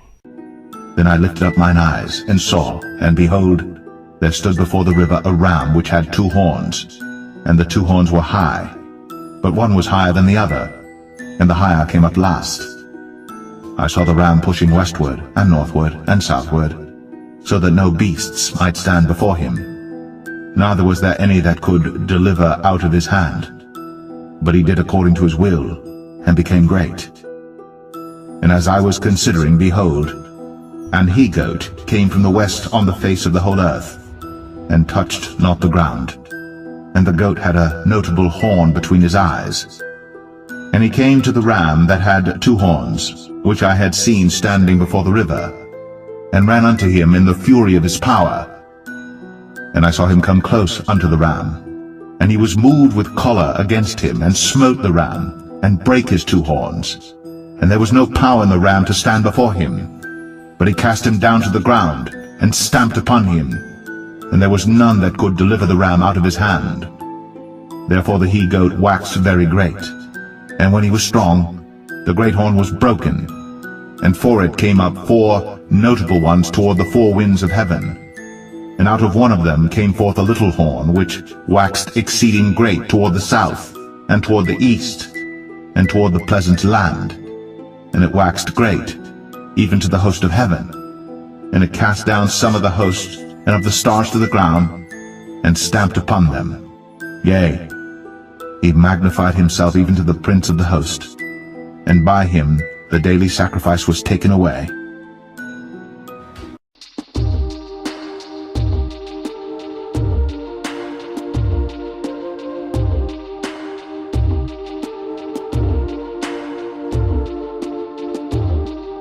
I send you forth as sheep in the midst of wolves. Be ye therefore wise as serpents, and harmless as doves. But beware of men, for they will deliver you up to the councils, and they will scourge you in their synagogues. And ye shall be brought before governors and kings for my sake, for a testimony against them and the Gentiles. But when they deliver you up, take no thought how or what ye shall speak, for it shall be given you in that same hour what ye shall speak. For it is not ye that speak, but the Spirit of your Father which speaketh in you. And the brother shall deliver up the brother to death, and the father the child. And the children shall rise up against their parents, and cause them to be put to death. And ye shall be hated of all men for my name's sake. But he that endureth to the end shall be saved. But when they persecute you in this city, flee ye into another. For verily I say unto you, ye shall not have gone over the cities of Israel till the Son of Man be come. The disciple is not above his master, nor the servant above his Lord.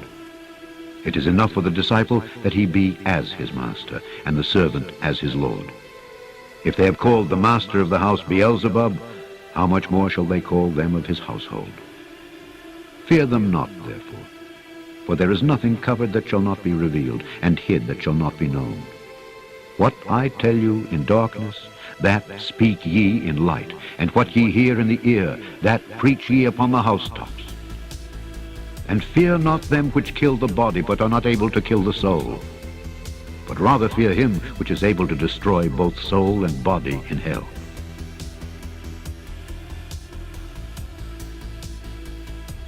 And I looked, and lo, a Lamb stood on the Mount Zion, and with him 144,000, having his Father's name written in their foreheads. Sign will there be when these things shall come to pass? And he said, Take heed that ye be not deceived, for many shall come in my name, saying, I am Christ. And the time draweth near, go ye not therefore after them. But when ye shall hear of wars and commotions, be not terrified, for these things must first come to pass, but the end is not by and by. Then he said unto them, Nation shall rise against nation, and kingdom against kingdom, and great earthquakes shall be in divers places, and famines and pestilences and fearful sights and great signs shall there be from heaven. But before all these, they shall lay their hands on you and persecute you, delivering you up to the synagogues and into prisons, being brought before kings and rulers for my name's sake. And it shall turn to you for a testimony. Settle it therefore in your hearts, not to meditate before what ye shall answer. For I will give you a mouth and wisdom, which all your adversaries shall not be able to gainsay nor resist. And ye shall be betrayed both by parents, and brethren, and kinsfolks, and friends, and some of you shall they cause to be put to death. And ye shall be hated of all men for my name's sake. But there shall not an hair of your head perish. In your patience possess ye your souls. And when ye shall see Jerusalem compassed with armies, then know that the desolation thereof is nigh. Then let them which are in Judea flee to the mountains, and let them which are in the midst of it depart out, and let not them that are in the countries enter thereinto. For these be the days of vengeance, that all things which are written may be fulfilled. But woe unto them that are with child, and to them that give suck, in those days. For there shall be great distress in the land, and wrath upon this people. And they shall fall by the edge of the sword, and shall be led away captives into all nations. And Jerusalem shall be trodden down of the Gentiles until the times of the Gentiles be fulfilled. And there shall be signs in the sun, and in the moon, and in the stars, and upon the earth distress of nations with perplexity, the sea and the waves roaring, men's hearts failing them for fear, and for looking after those things which are coming on the earth, for the powers of heaven shall be shaken. And then shall they see the Son of Man coming in a cloud, with power and great glory. And when these things begin to come to pass, then look up, and lift your heads, for your redemption draweth nigh. Howbeit, when he, the Spirit of truth, is come, he will guide you into all truth. For he shall not speak of himself, but whatsoever he shall hear, that shall he speak, and he will show you things to come. He shall glorify me, for he shall receive of mine, and shall show it unto you.